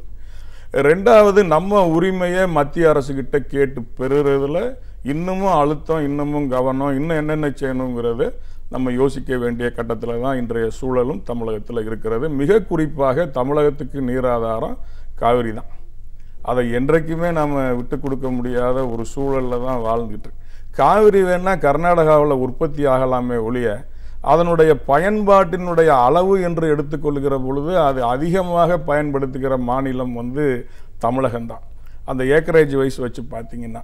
அதனால் அவங்களுக்கும் அந்த உணர்வு இருக்கணும். தமிழகம் இந்தியாவுக்குள்ளே தான் இருக்குது, கர்நாடகாவும் இந்தியாவுக்குள்ளே தான் இருக்குது. அதனால் கர்நாடகத்தில் உற்பத்தி பண்ணாலும் தமிழகத்தில் தான் அதிகமாக அது தேவை இருக்கிறது என்பதை உணரணும். இப்போ மழை அதிகம் பெஞ்சிருச்சுன்னு வச்சுக்கோங்களேன், கர்நாடகாக்காரங்க தண்ணியை அவங்களே வச்சுக்க வேண்டியதானே. மழை அதிகம் பெஞ்சிருச்சுன்னா உங்கள் அணையிலேயே நிப்பாட்டி வைக்க வேண்டியதானே, ஏன் திறந்து விட்றீங்க? அப்போ அன்னைக்கு உங்களுக்கு திறந்து விடணுங்கிற எசென்சியல், வேறு வழி இல்லைங்கிறதுனால திறந்து விடுற போக்கு இது மட்டும்தான் நீங்கள் செய்கிறீங்களே ஒழிய வேறு இன்னைக்கு தமிழகத்தின் ஜீவாதாரணமான இந்த தண்ணீர் பிரச்சனையில் கர்நாடகா நம்மளை மதிக்கவே இல்லை. அது அவங்க செய்கிறது 1% கூட சரியில்லை என்பதைத்தான் இது காட்டுகிறது. திரும்பவும் சொல்கிறேன், உச்சநீதிமன்றம் சொன்னதை மதிக்கலைங்கிற பொழுது ஒரு தமிழனா ஒரு இந்தியனா நான் என்ன பண்ணுறதுன்னு எனக்கே தெரியலை. இந்த சூழலில் தான் இன்றைக்கி ஒரு விவசாயியும் இங்கே இருக்கிறோம். இப்போ இந்த டெல்டா பகுதி இதெல்லாம் நீர் ஒரு விதமான பிரச்சனை அப்படின்னாலும் மற்ற திட்டங்களுக்காக இப்போ இந்த ஸ்டெர்லைட் பிரச்சனை இப்போ ஒரு மிக பயங்கரமான ஒரு பாதிப்பை தூத்துக்குடிக்கு ஏற்படுத்தி கொடுத்துருக்கு. இதெல்லாம் பார்க்கும்போது தாமிரபரணி ஆற்றிலேருந்து முழுமையாக ஒரு உரிமையை அந்த நிறுவனத்திற்கு கொடுத்துருக்காங்க. பல கோடிகளில் டன்னில் அவங்களுக்கு நீர் போகணும். இப்போது அடுத்த ஒரு நதி, முக்கியமான ஒரு நதி காவிரி ஒரு பிரச்சனைனா தாமிரபரணி, தென் தமிழ், திருநெல்வேலி அந்த மாவட்டங்களில் போகும்போது அவங்களோட குடிநீர் தேவையை தாண்டி ஒரு நிறுவனங்களுக்கான ஒரு தேவைக்கு நம்ம கொடுக்கணும் அப்படின்ற ஒரு ஒப்புதல்லையும் நம்ம இன்றைக்கி இருக்கும். இப்படி நீராதாரங்கள் ஒன்றொன்றும் மாற்று நிலைகளுக்கு போகும்போது விவசாயம், வாழ்வாதாரம் அப்படின்னு வரும்போது ஒரு பெரிய அச்சுறுத்தல் இல்லைங்களா? அதெல்லாம் நிச்சயமாக தண்ணீர் வணிக பொருளாக மாறிப்போச்சு. அதுதான் அதனுடைய காரணமே. தண்ணீர் அது வணிக பொருளாக என்னைக்கு மாறிச்சோ அப்போ இந்த பிரச்சனைகள் இன்னும் வருங்காலங்களில் மிகப்பெரிய அளவில் வரும். தண்ணீர் பிரச்சனை எப்போவுமே நிற்க போகிறதே கிடையாது. இதுக்கு தீர்வு சுற்றுச்சூழலோடு இணைந்த ஒரு லாங் டேர்ம் தீர்வை தான் பார்க்க முடியும். இப்போ உதாரணத்துக்கு எடுத்துக்கிட்டிங்கன்னா ஒரே ஒன்று தான் சொல்லுவாங்க, சுற்றுச்சூழலை பாதுகாக்க மழை அதிகமாக பெய்ய ஒரே ஒரு வழி தான் சொல்லுவாங்க, அது மரங்களை நம்ம அதிக அளவில் வளர்த்து எடுக்கணும் அப்படின்னு சொல்லிட்டு. எனக்கு தெரிந்து மரம் வளர்ப்பதற்கு என்று தனியாக ஏதாவது பண்ணி பெரிய அளவில் டெவலப் பண்ணியிருக்கோமானா 10 வருஷத்தில் இருக்கிற மரங்களை வெட்டினது தான் அதிகமாக தெரியுதே ஒழிய புதுசாக ஃபாரஸ்ட் டெவலப்மெண்ட் எவ்வளோ இருக்குது, எவ்வளோ காடு புதுசாக வந்திருக்குன்னுலாம் தெரியலை. எல்லாம் அழிஞ்சிக்கிட்டு இருக்கிற மாதிரி தான் புள்ளி விவரங்கள் இருக்குது. அப்போ ஒரு பக்கம் மழை பெய்வதற்கு தேவையான அடிப்படையான சூழலில் உள்ள காடுகள் அழிச்சுக்கிட்டே இருக்கிறது. இதுவும் அப்போ போக அதிகமாகிட்டே போயிடும். அப்போ திரும்பவும் தண்ணீர் வணிக பொருளாகிறதுனால தண்ணியினுடைய தேவை அதிகமாக அதற்கு செலவு பண்ண வேண்டிய தொகை, காஸ்ட் என்பது மிகப்பெரிய அளவில் இருக்கும். அதனால் இந்த பிரச்சனை இன்னைக்கு ஆரம்பித்தது, இது நிற்க போகிறதில்ல.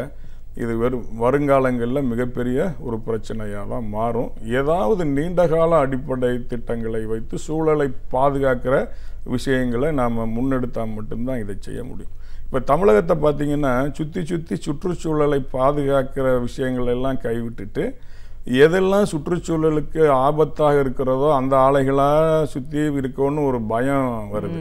கல்பாக்கத்தில் இருந்து இந்த பக்கம் நீங்கள் சுற்றி எடுத்து பாருங்களேன். இப்போ ஸ்டெர்லைட்டில் இருந்து, நீற்றினில் இருந்து, இல்லை கூடங்குளத்தில் இருந்து எல்லாமே சூழல் பாதிக்கிற ஒரு நிறுவனங்களாகத்தான் நம் கண்ணுக்கு தெரிகிறது. நிச்சயமாக அந்த சூழல் பாதிப்பு உண்டு. அதனால தான் அந்த பிரச்சனையும் இன்றைக்கி சேர்ந்துக்குச்சு. அதே போல் இப்போ பார்த்தீங்கன்னா இப்போ லெதர் இண்டஸ்ட்ரி பாருங்கள், தமிழகத்தில் நிறைய லெதர் எக்ஸ்போர்ட்டு, லெதர் தோல் சம்மந்தப்பட்ட தொழில்கள்லாம் இருக்கும். அது எந்தெந்த இடங்களில் இருந்ததோ அந்த மாவட்டங்கள் பூரா, வடார்காடு, தென்னார்காடு, இந்த பக்கம் பார்த்திங்கன்னா வாணியம்பாடி, ஆம்பூர், அந்த பெல்ட்டு பூரா சொல்லுவாங்க, திண்டுக்கல் பகுதி, இது எல்லாமே அங்கே உள்ள சாயிலும் பொல்யூட்டடாக மாறி விவசாயத்தை செய்ய முடியாத அந்த சூழல்லையும் அங்கே நிலவிட்டுருக்கு. இதுக்கப்புறம் பவானி இந்த பக்கம் அந்த ஆறுகள் சின்ன சின்ன நடுவில் உள்ள நீர் ஆதாரங்கள் தர அந்த ஆறுகள் கோவை பகுதிகளில், திருப்பூர், ஈரோடு பகுதிகளில் முற்றிலுமாக சாய கழிவுகளை மட்டுமே உள்தங்கி வருகிறத தொலைக்காட்சி செய்திகளில் பார்க்காத தமிழனே இருக்க முடியாது. அப்போ தமிழகத்தில் இருக்கிற சின்ன சின்ன ஆறுகள்லையும் நம்ம வந்து ரசாயனங்களையும் அதை யூஸ்லெஸ்ஸாக மாற்றி விட்ட ஒரு போக்கு தெரியுது. இருக்கிற நிலங்கள்லையும் நம்ம வந்து வேறு வேறு விஷயங்களை கெமிக்கல்ஸை பாவிச்சதுனால உள்ள பிரச்சனை இருக்குது.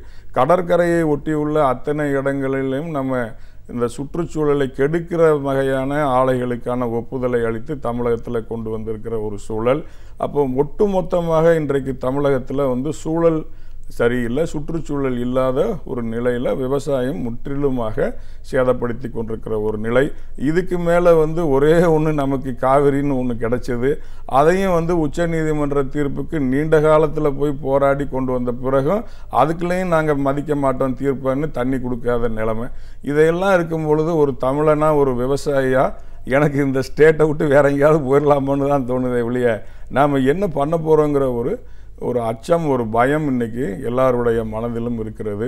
சூழலும் சரியில்லை, சுற்றுச்சூழலும் சரியில்லை, இங்கே உள்ள வாட்டர் மேனேஜ்மெண்ட் எல்லாமே இல்லை. அதே போல் உச்ச நீதிமன்ற தீர்ப்பை மதிக்காத போக்கு, இதையெல்லாம் பார்க்கும் பொழுது மிக மிக வருத்தமாகத்தான் இருக்கிறார். கண்டிப்பாக சார். இப்போ நீங்கள் அழகாக சொன்னீங்க, சூழலும் சரியில்லை, சுற்றுச்சூழலும் சரியில்லைன்னு.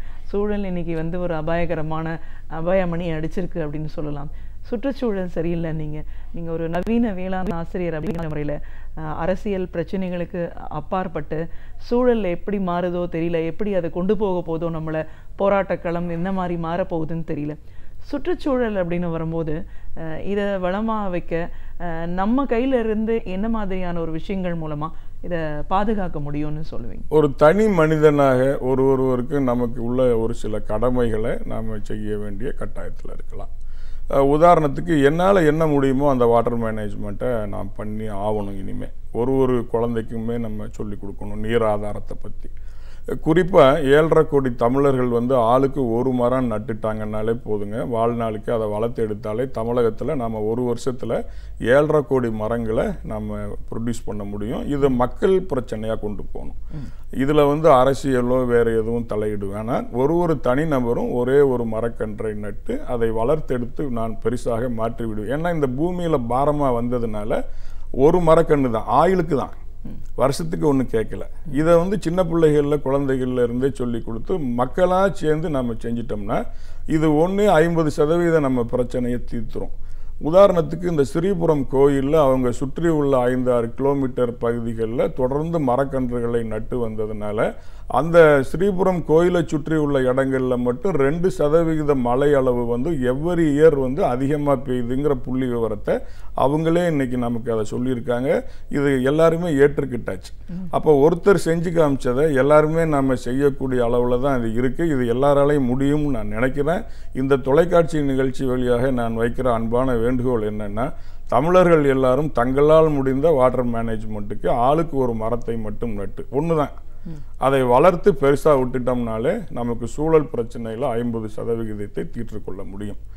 ரெண்டாவதாக நான் என்ன சொல்ல பிரியப்படுறேன்னா, நம்மளால் முடிஞ்ச வாட்டர் மேனேஜ்மெண்ட். இப்போ வந்து டேப்பை திறந்துட்டா தண்ணி ஓடிட்டே இருக்குன்னு சொல்லுவாங்க, அதை மூடுறது. ஒரு வாஷ் பண்ணுறதுக்கு எவ்வளோ லிக்விட் யூஸ் பண்ணணும்னு இருக்குது. இப்போ கெமிக்கல் பேஸ்டு சோப்பு, டிட்டர்ஜென்ட்லாம் நம்ம யூஸ் பண்ணோம்னா வாட்டர் நிறைய போயிடும். அதுக்குன்னு நிறைய இந்த காதிலெலாம் சொல்லுவாங்கள்ல, இந்த சோப்புலாம் இருக்கும், நுரை வராது ஆனால் அழுக்கு போகும். அப்போ அந்த மாதிரி எந்தெந்த வகைகளிலெல்லாம் வாட்டரை வந்து நம்ம சேவ் பண்ண முடியுங்கிறதையும் பிள்ளைகளுக்கு, குழந்தைகளுக்கு, பெரியவங்க எல்லாரும் தனிப்பட்ட ஒரு இண்டிவிஜுவலாக ஒவ்வொருத்தரும் எவ்வளோ வாட்டரை சேவ் பண்ணலாம். அதே மாதிரி விவசாயத்தில் விவசாயிகள் வாட்டர் மேனேஜ்மெண்ட்டை கற்றுக்கிட்டு, இல்லை சொட்டு நீர் பாசனமோ இல்லை அரசு என்னென்ன மாதிரி அதுக்கான ஸ்கீம்ஸ் வாட்டர் மேனேஜ்மெண்ட்டுக்கு இருக்கோ அதையெல்லாம் அவங்க முறைப்படி பயன்படுத்தி தண்ணீரினுடைய சிக்கனத்தை உணர்ந்து, எதிர்கால பிரச்சனை தண்ணீர் மிகப்பெரிய அளவில் போய் நிற்குங்கிறதுனால அவங்களால முடிந்த எதையெல்லாம் செய்ய முடியுமோ இதையெல்லாம் ஒரு விழிப்புணர்வு படமாகவோ இல்லை நிறைய எப்படி இதை மக்கள்கிட்ட கொண்டு போய் சேர்க்கணுங்கிற உணர்வோடு ஒருத்தரும் இருந்தால் மட்டும்தான் இந்த வாட்டர் மேனேஜ்மெண்ட்டை நம்மளால் முடிஞ்சதை நாம் செய்ய முடியும். அடுத்த கட்டமாக நமது உரிமையை நாம் எப்போவுமே போராடினா தான் இனிமேல் பெற முடியும். அதையும் நம்ம மறந்துடக்கூடாது. ஆக எதையெல்லாம் போராடி பெற வேண்டுமோ அதை கண்டிப்பாக போராடி பெற வேண்டிய ஒரு சூழலும், எதையெல்லாம் ஒரு இண்டிவிஜுவலும் தனிப்பட்ட மனிதனும் தானாகவே செய்து கொள்ள முடியுமோ அதையும் உணர்வோடு எல்லாருமா ஒற்றுமையாக சேர்ந்து குழந்தை பருவத்திலிருந்தே சொல்லி கொடுத்தோம் அப்படின்னு சொன்னால் மட்டும்தான் இந்த நீர் பிரச்சனையை நீண்ட காலமாக நம்ம தீர்க்கக்கூடிய ஒரு வாய்ப்பு கிடைக்கும். இல்லைன்னு சொன்னால் இது காலங்காலமாக தொடரத்தான் செய்யும். இதுக்கு ஒரு முற்றுப்புள்ளி என்பது நாம் வைக்கவே முடியாது. ஒரு தனிப்பட்ட மனிதனாகவும் ஒவ்வொருத்தருக்கும் நீர் மேலாண்மையும் நீரை பெருக்குவதற்கு அடிப்படை தேவையான விஷயங்களும் தேவை. அதே போல் பொதுவாக நாமெல்லாம் ஒன்று சேர்ந்து நமக்கு கொடுக்கப்பட வேண்டிய உரிமைகளை பிற இடங்களில் இருந்து பெற வேண்டும் என்பதிலேயும் எல்லாருமாக ஒற்றுமையாக இருந்து அந்த பணியை செய்ய வேண்டும் என்பதையும் நான் விரும்புகிறேன். எதிர்காலத்தில் நீர் இல்லாமல் எதுவுமே நடக்காது. நீர் தான் ஆதாரம். இது திரும்பவும் சொல்கிறேன், 3வது உலகப்போர் தண்ணீருக்காகத்தான் வரும் என்று தெளிவாக 50 ஆண்டுகளுக்கு முன்னாலேயே சொல்லியிருக்காங்க. அந்த சூழல் வராமல் பார்த்து கொள்ள வேண்டியது ஒரு தமிழனும் கடமை என்பதுதான் எனது அன்பான வேண்டுகோள். நிச்சயமா சார். ஒரு நவீன வேளாண் ஆசிரியர் அப்படிங்கிற முறையில் வேளாண்மை அப்படிங்கிறது எவ்வளோ முக்கியத்துவம் வாய்ந்தது. இந்தியா போன்ற நாடுகள், அதையும் குறிப்பிட்டு தமிழ்நாட்டில் எவ்வளோ ஒரு வளமான ஒரு நாடாக இருந்திருக்கு. விவசாயத்தை எவ்வளோ சிறப்பாக செய்திருக்காங்க. மற்ற நாடுகளில் கொடுத்த அங்கீகாரம் இந்தியாவை பொறுத்த வரைக்கும் விவசாயிகளுக்கு ஏன் அதை கொடுக்கல? இதிலிருந்து மாற்று நோக்கி போகிறதுக்கான ஒரு காரணம் என்ன? நம்மளோட உரிமைகள் என்ன? அதை நம்ம பெறாமல் இன்னைக்கு இவ்வளோ தூரம் போயிருக்கிறதுக்கான காரணங்கள் என்ன? இதை போராடி பெற வேண்டிய ஒரு அவசியம். இதையெல்லாம் தாண்டி நம்மளால் செய்யக்கூடிய விஷயங்களை நம்ம செய்யணும் அப்படிங்கிறது அட்லீஸ்ட் இந்த நாள்லேருந்து நம்ம எப்படி மனசில் எடுத்துக்கணும்னு பல கருத்துக்களை எங்களோட நீங்கள் பகிர்ந்ததுக்கு நன்றி. வாய்ப்பளித்த கலைஞர் தொலைக்காட்சிக்கு மிக்க நன்றி. சமூகத்தில் அன்றாட நடக்கும் பல தகவல்களை நம்முடன் பகிர்ந்து கொள்ளும் பேராசிரியர் சுபவீர பாண்டியன் அவர்கள் இன்று என்ன தகவலை நம் முன் வைக்கப் போகிறார் என்பதை பார்க்கலாம். நம் விடியலேவா நிகழ்ச்சியின் அடுத்த பகுதியாக வரவிருப்பது ஒன்றே சொல் நன்றே சொல்.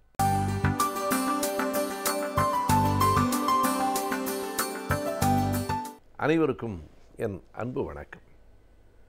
ஒடிசா மாநிலத்தில் IAS அதிகாரியாக பணியாற்றுகிற தமிழ்நாட்டைச் சேர்ந்த S. பாலகிருஷ்ணன் எப்போதும் பல நல்ல செய்திகளை உலகுக்கு தந்து கொண்டே இருக்கிற இயல்புடையவர். அவர் வேறு மாநிலத்தில் பணியாற்றினாலும் ஒரு சிறந்த தமிழராக அங்கே பணியாற்றுகிறார். அந்த மாநிலத்துக்கும் பயன்படக்கூடிய அறிவாளியாகவும் அவர் பணியாற்றுகிறார். அவர் தன்னுடைய நூல் ஒன்றில் ஒடிசாவில் இருக்கிற ரகுராஜ்பூர் என்கிற ஒரு சின்ன கிராமத்தை பற்றி ஒரு கட்டுரை ஒன்று எழுதியிருக்கிறார். ரகுராஜ்பூர் என்பது ஒடிசாவில் புவனேஸ்வரத்திலிருந்து பூரிக்கு போகிற வழியில் இருக்கிற ஒரு சின்ன ஊர், மிகச்சிறிய ஊர். அந்த ஊருக்கு என்ன அவ்வளவு சிறப்பு என்று கேட்டால், அது ஒரு சின்ன ஊர் தான், 103 குடும்பங்கள் தான் இருக்கின்றன. ஆனால் அத்தனை பேரும் கலைஞர்களாக இருக்கிறார்கள். அவர்களுள் 7 பேர் குடியரசுத் தலைவரின் விருதினை கலை விருதுகளாக பெற்றிருக்கிறார்கள். ஒரு சின்ன ஊரில் 7 பேர் குடியரசுத் தலைவர் விருது பெறுவது என்பது அத்தனை எளிதன்று. பல்வேறு விதமான கலைகளை அந்த ஊர் வளர்க்கிறது. பட்டச்சித்திரா ஓவியம் என்று ஒடிசாவின் மரபு சார்ந்த ஓவியத்தினுடைய கலைக்கூடமாக அந்த சின்ன கிராமம் விளங்குகிறது. ஒடிசி நடனம், ஒடிசி என்பது ஒடிசாவினுடைய செவ்வியல் நடனம், த கிளாசிக்கல் டான்ஸ் என்று சொல்லுகிற ஒரு செவ்வியல் நடனம் அங்கேதான் தொடர்ந்து பயிற்றுவிக்கப்படுகிறது. இப்படி பல்வேறு விதமான கலைகள் குடிகொண்டிருக்கிற ஒரு சிற்றூராக அது இருக்கிறது. பாலகிருஷ்ணன் அவர்கள் சொல்லுகிறார், நான் எத்தனை முறை அந்த ஊருக்கு போயிருக்கிறேன் என்று நினைவில்லை. ஒவ்வொரு முறை அந்த பக்கம் போகிற போதும் அந்த ஊரை பார்த்து அந்த மக்களை பார்க்காமல் வருவதில்லை. அந்த மக்களும் அவரிடத்திலே மிகுந்த ஈடுபாடு உடையவர்களாக இருக்கிறார்கள். ஒரு முறை மத்திய அமைச்சர் ஜக்மோகன் அவர்கள் வந்திருந்த போதும் நான் அந்த ஊருக்கு அழைத்து கொண்டு போனேன். அவரை பார்த்து வியந்து போனார். திண்ணையில் அமர்ந்து இத்தனை அழகான ஓவியங்களை அவர்கள் வரைந்து கொண்டிருக்கிறார்கள். யாராவது போய் என்ன விலை என்று கேட்டால் தானே தவிர யார் ஒருவரும் யாரையும் கூவி அழைப்பதில்லை. இங்கே ஓவியம் இருக்கிறது, வாருங்கள், இந்த வீட்டில் இன்னமும் நன்றாக இருக்கிறது என்று யாரும் யாரையும் கூவி அழைப்பதில்லை. நல்ல பொருள் தானாய் விற்க வேண்டும். அவர்கள் வந்து கேட்டால் மட்டுமே விலை சொல்லுகிறார்கள். ஜக்மோகன் அவர்கள் பார்த்துவிட்டு, ஒரு பள்ளி இருக்கிறது, கோத்ரபுவி பள்ளி என்று அந்த பள்ளிக்கு பெயர். அந்த கோத்ரிபுவா குருகுல பள்ளி, ஆசிரியரோடு தங்கி கற்றுக்கொள்ளுகிற கலைகளை கற்றுக்கொள்வதற்கான பள்ளி. அதற்கு மேற்கூரை கூட சரியாக இல்லை. அதனுடைய தலைவராக இருந்த குரு சரண்தாஸ், அவருடைய மாகுனி சரண்தாஸ் என்ற அவருடைய பெயர். அவரை அமைச்சரும் மற்றவர்களும் போய் பார்த்தபோது அவர் அந்த கலைகளை பற்றி சொல்கிறார், விருது பெற்றிருக்கிறவர்களை அறிமுகப்படுத்துகிறார். இந்த கலையை காப்பாற்ற எப்படி தொடர்ந்து நாங்கள் அத்தனை பேரும் இந்த கிராமத்து மக்கள் பாடுபடுகிறோம் என்கிறார். ஆனால் ஒரு சொல் கூட எங்களுக்கு இந்த பொருளாதார வசதி குறைவாக இருக்கிறது, மேல்கூரையை அரசு போட்டு தந்தால் நல்லது என்று கேட்கவில்லை. ஆனால் பாலகிருஷ்ணன் அவர்கள் போன காரணத்தால் அவர் அமைச்சரிடத்திலேயும் சொல்லி அந்த இடத்திலேயே மத்திய அமைச்சர் அறிவிக்கிறார், இந்த கிராமத்தினுடைய கலைகளின் வளர்ச்சிக்காக 1 கோடி ரூபாயை ஒதுக்குகிறேன். அந்த 1 கோடி ரூபாயிலே தான் அந்த பள்ளிக்கான மேற்கூரை பிறகு வேயப்பட்டது, கட்டிடமையாகவே கட்டி கொடுக்கப்பட்டது. பல்வேறு விதமான வளர்ச்சி பணிகளுக்கு அந்த தொகை பயன்பட்டது. அந்த மக்கள் அந்த சூழலிலும் கையேந்தவில்லை, ஆனால் தங்கள் கலைகளை வளர்க்க வேண்டும் என்பதில் உறுதியாக இருந்திருக்கிறார்கள். பாலகிருஷ்ணன் ஐஏஎஸ் அவர்கள் எழுதுகிறார், தமிழ்நாட்டிலிருந்து என்னை பார்க்க நண்பர்கள் யாரும் வந்தாலும் நான் அந்த ஊருக்கு அவர்களை அனுப்பி வைப்பது பழக்கம். எழுத்தாளர் எஸ் ராமகிருஷ்ணன் வந்தபோதும், கலை விமர்சகர் இந்திரன் வந்தபோதும், ஒரு பள்ளியினுடைய முதல்வராக இருக்கிற நண்பர் துளசிதாசன் வந்தபோதும் நான் அவர்களை அந்த ஊருக்கு அனுப்பியிருக்கிறேன். ஒரு முறை நான் அவர்களை அழைத்து கொண்டு கூட சென்றேன். அங்கே என்ன நடந்தது என்றால், அந்த குரு மாகுனி சரண்தாஸ் என்றத்திலிருந்து பயிற்சி பெறுகிற அந்த பிள்ளைகள் மிகப்பெரிய தேர்ச்சி பெற்றவர்களாக வருகிறார்கள். அவருடைய திறனை அறிந்து ஐஏஎஸ் ஆக இவர் இருக்கிற காரணத்தினாலே பத்மஸ்ரீ விருதுக்கு அவருடைய பெயரை பரிந்துரைத்து அனுப்பியிருக்கிறார்கள். அரசும் பரிந்துரைத்திருக்கிறது. பத்மஸ்ரீ பட்டம் பெற்றவர்களினுடைய பட்டியல் வருகிற போது அந்த ரகுராஜ்பூர் என்கிற சின்ன ஊரைச் சேர்ந்த அந்த ஊரில் அந்த பள்ளியை, குருகுல பள்ளியை நடத்துகிற அந்த குரு சரண்தாஸுக்கு அந்த பத்மஸ்ரீ விருது வந்திருக்கிறது. பார்த்தவுடனே இவருக்கு ஒரு பெரிய மகிழ்ச்சி. தகுதியானவர்களுக்கு தகுதியான விருது போய் சேர்ந்திருக்கிறது என்னும் மகிழ்ச்சி தான். ஆனால் அவர் எதிர்பார்க்காத ஒன்று நடந்திருக்கிறது. இந்த விருதும் பரிந்துரைத்தார்கள், கிடைக்கலாம் கிடைக்காமல் போகலாம், உறுதியாக இல்லை, ஆனால் வரும் என்று எதிர்பார்த்தார்கள், வந்தது. எதிர்பார்க்காத ஒன்று என்ன நடந்ததென்றால், ஒரு நாள் இவர் வீட்டு வாசலில் ஒரு பெரிய பேருந்து வந்து நின்றது. பேருந்திலிருந்து மக்கள் மளமளவென்று இறங்கி வந்தார்கள். இவர் வீட்டை நோக்கி வந்தார்கள். யார் என்று பார்த்தார், அந்த குரு மாகுனி சரண்தாஸ் அவர்களும் அந்த ஊர் மக்களும் ஒரு பேருந்தை அமர்த்தி கொண்டு இவரை பார்க்க வந்திருக்கிறார்கள். நீங்கள் கொடுத்த ஊக்கம்தான் இன்றைக்கு எங்கள் ஊரை சார்ந்த குருவுக்கு பத்மஸ்ரீ பட்டம் கிடைத்திருக்கிறது என்று நன்றியை தெரிவித்துவிட்டு போவதற்காக ஒரு கிராமமே வந்திருக்கிறது. இவர் எண்ணி பார்க்கவில்லை. நாம் ஒன்றை எண்ணி பார்க்கலாம். இவர் தமிழ்நாட்டைச் சேர்ந்தவர். ஒடிசாவில் இருக்கிற ஒருவர் பத்மஸ்ரீ விருது பெற்றால் என்ன, பெறாவிட்டால் என்ன என்று கருதாமல், எந்த மண்ணில் பணியாற்றுகிறோமோ அந்த மண்ணில் வாழும் மக்களின் திறமையை உலகறிய உயர்த்த வேண்டும் என்று கருதுகிற அந்த பண்பும், அப்படி பரிந்துரைத்த ஒருவர் தமிழர் தானே, அவருக்கு ஏன் நாம் நன்றி சொல்ல வேண்டும் என்று கருதாமல் அந்த ஊரே திரண்டு வந்து அவருக்கு நன்றி சொன்ன அந்த இயல்பும் போற்றத்தக்கதாகவும் பின்பற்றத்தக்கதாகவும் இருக்கிறது என்பது. அப்போது அவர் சொல்லுகிறார், பிறகு எழுத்தாளர் எஸ்ரா வந்திருந்த போது நான் அழைத்து கொண்டு போனேன். அந்த குரு சரண்தாஸ் அப்போது மறைந்து விட்டார். அந்த வீட்டுக்கு போன நேரத்தில் அவருடைய மனைவி அவ்வப்போது பொங்கி பொங்கி அழுது கொண்டிருந்தார். அந்த வீட்டு வாசலில் குரு சரண்தாஸினுடைய மார்பளவு சிலை வைக்கப்பட்டிருந்தது. நாங்கள் மூவரும் மண்டியிட்டு அந்த சிலைக்கு மரியாதை செலுத்தினோம். அந்த ஊர் அடடா அத்தனை அழகாக, அவருக்கு பிறகும் அந்த கலை ஆர்வம் குறைந்து விடாமல், ஒரு பக்கத்திலே ஓவியங்கள், ஒரு பக்கத்திலே நடனம் என்று கலை ஊராகவே வாழ்ந்து கொண்டிருக்கிறது என்று எழுதிவிட்டு கடைசியாக அந்த கட்டுரை இப்படி ஒரு வரியோடு முடிகிறது. அந்த ஊரை இந்தியாவினுடைய வரைபடத்தில் தேடி பார்த்தால் அது ஒரு புள்ளியாக கூட இருக்காது. நினைவு வைத்துக் கொள்ள வேண்டும், அந்த ஒடிசா மாநிலத்தில் அந்த ஊரினுடைய பெயர் ரகுராஜ்பூர் என்பது. அது புள்ளியாக கூட இல்லை, ஆனால் இந்தியாவின் பூமத்திய ரேகையாக இருக்கிறது என்று எழுதுகிறார். இப்படிப்பட்ட ஊரை, இப்படிப்பட்ட கலைகளை, இப்படிப்பட்ட மனிதர்களை நாம் அறிந்து கொள்வதற்கு இது போன்ற கட்டுரைகள் மிகப்பெரிய உதவியாக இருக்கின்றன. வணிகத்தில் எவ்வாறு முதலீடு செய்து அதிகமாக லாபம் ஈட்டலாம் என்பதை பற்றியும் அவற்றை எவ்வாறு நாம் சேமித்து வைக்கலாம் என்பதை பற்றியும் அறிந்து கொள்வதே இந்த பகுதி. நம் விடியலே வா நிகழ்ச்சியின் அடுத்த பகுதியாக வரவிருப்பது ஆலோசனை நேரம்.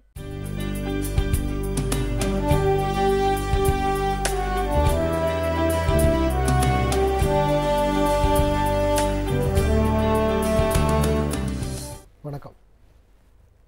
இந்த நிகழ்ச்சியில் ஒரு வாரமும் நான் ஒரு தொழில் சம்மந்தப்பட்ட ஆலோசனைகளையும் தொழில் அபிவிருத்தி ஆலோசனைகளையும் தொழிலில் இன்னும் வேறு என்னென்ன பிரச்சனைகள் வந்துன்னா எப்படி ஃபேஸ் பண்ணலாம், வேறு என்ன மாதிரிலாம் புதுசாக நமக்கு ஒரு அவென்யூ கிடைக்கும், என்ன மாதிரிலாம் இப்போ இன்றைக்கி டேட்டில் ஸ்டார்ட் அப்னா என்ன, எல்லோரும் ஸ்டார்ட் அப் இன்வெஸ்ட்மெண்ட்டை பற்றி பேசுகிறாங்க. நிறைய முதலீட்டாளர்கள் இப்போ அவைலபிளாக இருக்கிறாங்க. நிறைய கம்பெனியில் இன்வெஸ்ட் பண்ணுறதுக்கு பார்க்குறாங்க.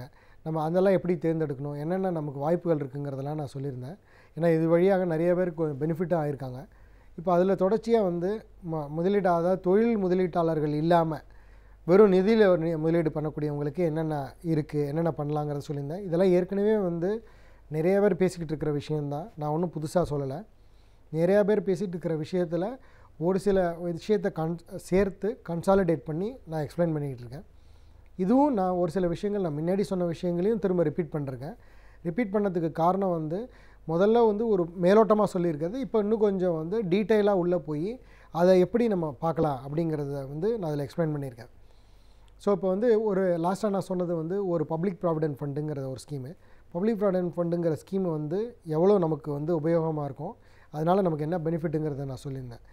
ஸோ இதை இந்த பப்ளிக் ப்ராவிடென்ட் ஃபண்டை பொறுத்த வரைக்கும் ஒரு ப்ரைவேட்டாக வேலை செய்யக்கூடியவங்க கவர்மெண்ட் ஸ்கீமில் இருக்கிறவங்களோ இல்லை வேறு மற்ற கம்பெனியில் இருக்கிறவங்களுக்கோ பிஎஃப் அமௌண்ட்டு சேர்ந்துக்கிட்டே இருக்கும். ரிட்டையர்மெண்ட் ஆகும்போது பல்காக அமௌண்ட் கிடைக்கும். அது இல்லாமல் பிஎஃப் பிடிக்காதவங்க இருக்கிறவங்கெல்லாம் அவங்களாவே சொந்தமாக இந்த மாதிரி ஸ்கீமில் தேர்ந்தெடுத்து பண்ணிக்கலாம். இதுக்கு அடுத்தது இன்னொன்று பார்த்திங்கன்னா, இப்போ இருக்கிற லேட்டஸ்ட் நல்ல பெஸ்ட் பெனிஃபிட் ஸ்கீம் பார்த்திங்கன்னா என்பிஎஸ்ன்னு சொல்லக்கூடியது, நேஷ்னல் பென்ஷன் ஸ்கீம்னு ஒன்று இன்ட்ரடியூஸ் பண்ணியிருக்காங்க. எகெயின் இந்த என்பிஎஸ்ஸை பொறுத்த வரைக்கும் இது நிறைய பார்ட்டிசிபெண்ட்ஸ் இருக்காங்க. அவங்க தான் இதை மேனேஜ் பண்ணுறாங்க. ஃபண்ட் மேனேஜர்னு ஒருத்தர் இருக்காங்க. அவங்க நீங்கள் வாங்குகிற பணத்தை அவங்க இன்வெஸ்ட் பண்ணுறாங்க. அந்த இன்வெஸ்ட் பண்ணும்போது அதை முதல்லையே நம்ம ஒரு முதலீட்டாளராக நம்ம தேர்ந்தெடுக்கலாம். நம்மளோட முதலீடு எதில் இன்வெஸ்ட் பண்ணணுங்கிறத நம்ம தேர்ந்தெடுக்கிறதுக்கு உண்டான இது இருக்குது. நம்ம முதலையே சொல்லிடலாம், எனக்கு ஈக்விட்டியில் போடுங்க, டெட்டில் போடுங்க, இத்தனை பர்சன்டேஜ் போடுங்கிறதெல்லாம் நமக்கு சொல்கிறதுக்கு உண்டான வாய்ப்புகள் இருக்குது. ஸோ அதனால் நம்ம ஏர்லி ஸ்டேஜில் என்பிஎஸ்சில் நம்ம ஆரம்பிக்கிறோம். 25 வயசுலையோ இல்லை 30 வயசுலையோ ஒருத்தர் என்பிஎஸ் ஆரம்பிக்கிறாரு, ஈவன் 50 வயசில் கூட ஆரம்பிக்கலாம். ஆரம்பிக்கும்போது நம்ம அதே பவர் ஆஃப் காம்பவுண்டிங்கில் சிஸ்டமேட்டிக் இன்வெஸ்ட்மெண்ட் பிளானில் ரெகுலராக சிஸ்டமேட்டிக்காக இன்வெஸ்ட் பண்ணுறதுனால, இதுக்கு பேர் சிஸ்டமேட்டிக் இன்வெஸ்ட்மெண்ட் பிளானில் எதெல்லாம் சிஸ்டமேட்டிக்காக நம்ம ரெகுலராக இன்வெஸ்ட் பண்ணுறோமோ அது எல்லாமே சிஸ்டமேட்டிக் இன்வெஸ்ட்மெண்ட் பிளான் தான். அது பர்டிகுலர் பேரில் வச்சுருக்காங்க. இது நேஷ்னல் பென்ஷன் ஸ்கீம்ங்கிற பேரில் அதே மாதிரி இன்வெஸ்ட் பண்ணுறாங்க.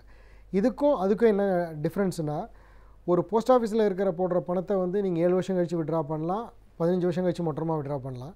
எஸ்ஐபியில் நீங்கள் போட்டிங்கன்னா நீங்கள் இன்வெஸ்ட் பண்ணுறீங்க, உங்களுக்கு எப்போ வேணுமோ பல்காக விட்ரா பண்ணிக்கலாம், பாதி வேணாலும் விட்ரா பண்ணிக்கலாம். இந்த நேஷ்னல் பென்ஷன் ஸ்கீம்ங்கிறதுல போடும்போது இப்போ நீங்கள் நடுவில் எதையுமே விட்ரா பண்ண முடியாது.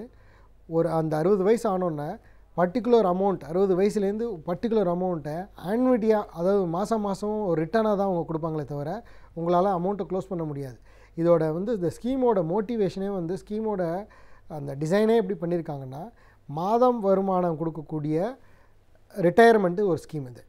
அதாவது பென்ஷன் வராதவங்களுக்கு ஒரு பென்ஷன் ஸ்கீமை க்ரியேட் பண்ணுற மாதிரி பண்ணியிருக்காங்க. ஸோ இப்போ ஒரு டைப் ஆஃப் இன்வெஸ்ட்மெண்ட்ஸ்லேயுமே ஒரு மாதிரியாக தான் அவங்களோட இன்வெஸ்ட்மெண்ட் பேட்டர்னும் இருக்கும். இப்போ 25 வருஷம் கழித்து ரிட்டையர்மெண்ட்டும் போது கொடுக்கக்கூடிய ஒரு பணமாக இருந்துச்சுன்னா, அந்த ஸ்கீமில் வர ஒரு ஃபண்ட் மேனேஜர் எப்படி இன்வெஸ்ட் பண்ணுவார்னா, அவரோட பேட்டர்ன் எல்லாமே இன்னும் 2-3 வருஷத்துக்கு குயிக்காக ரிட்டர்ன் வரக்கூடிய ஸ்கீமில் இல்லாமல் 10 வருஷம் 15 வருஷத்தில் க்ரோத் ஆகக்கூடிய கம்பெனியில் அவர் இன்வெஸ்ட் பண்ணுவார்.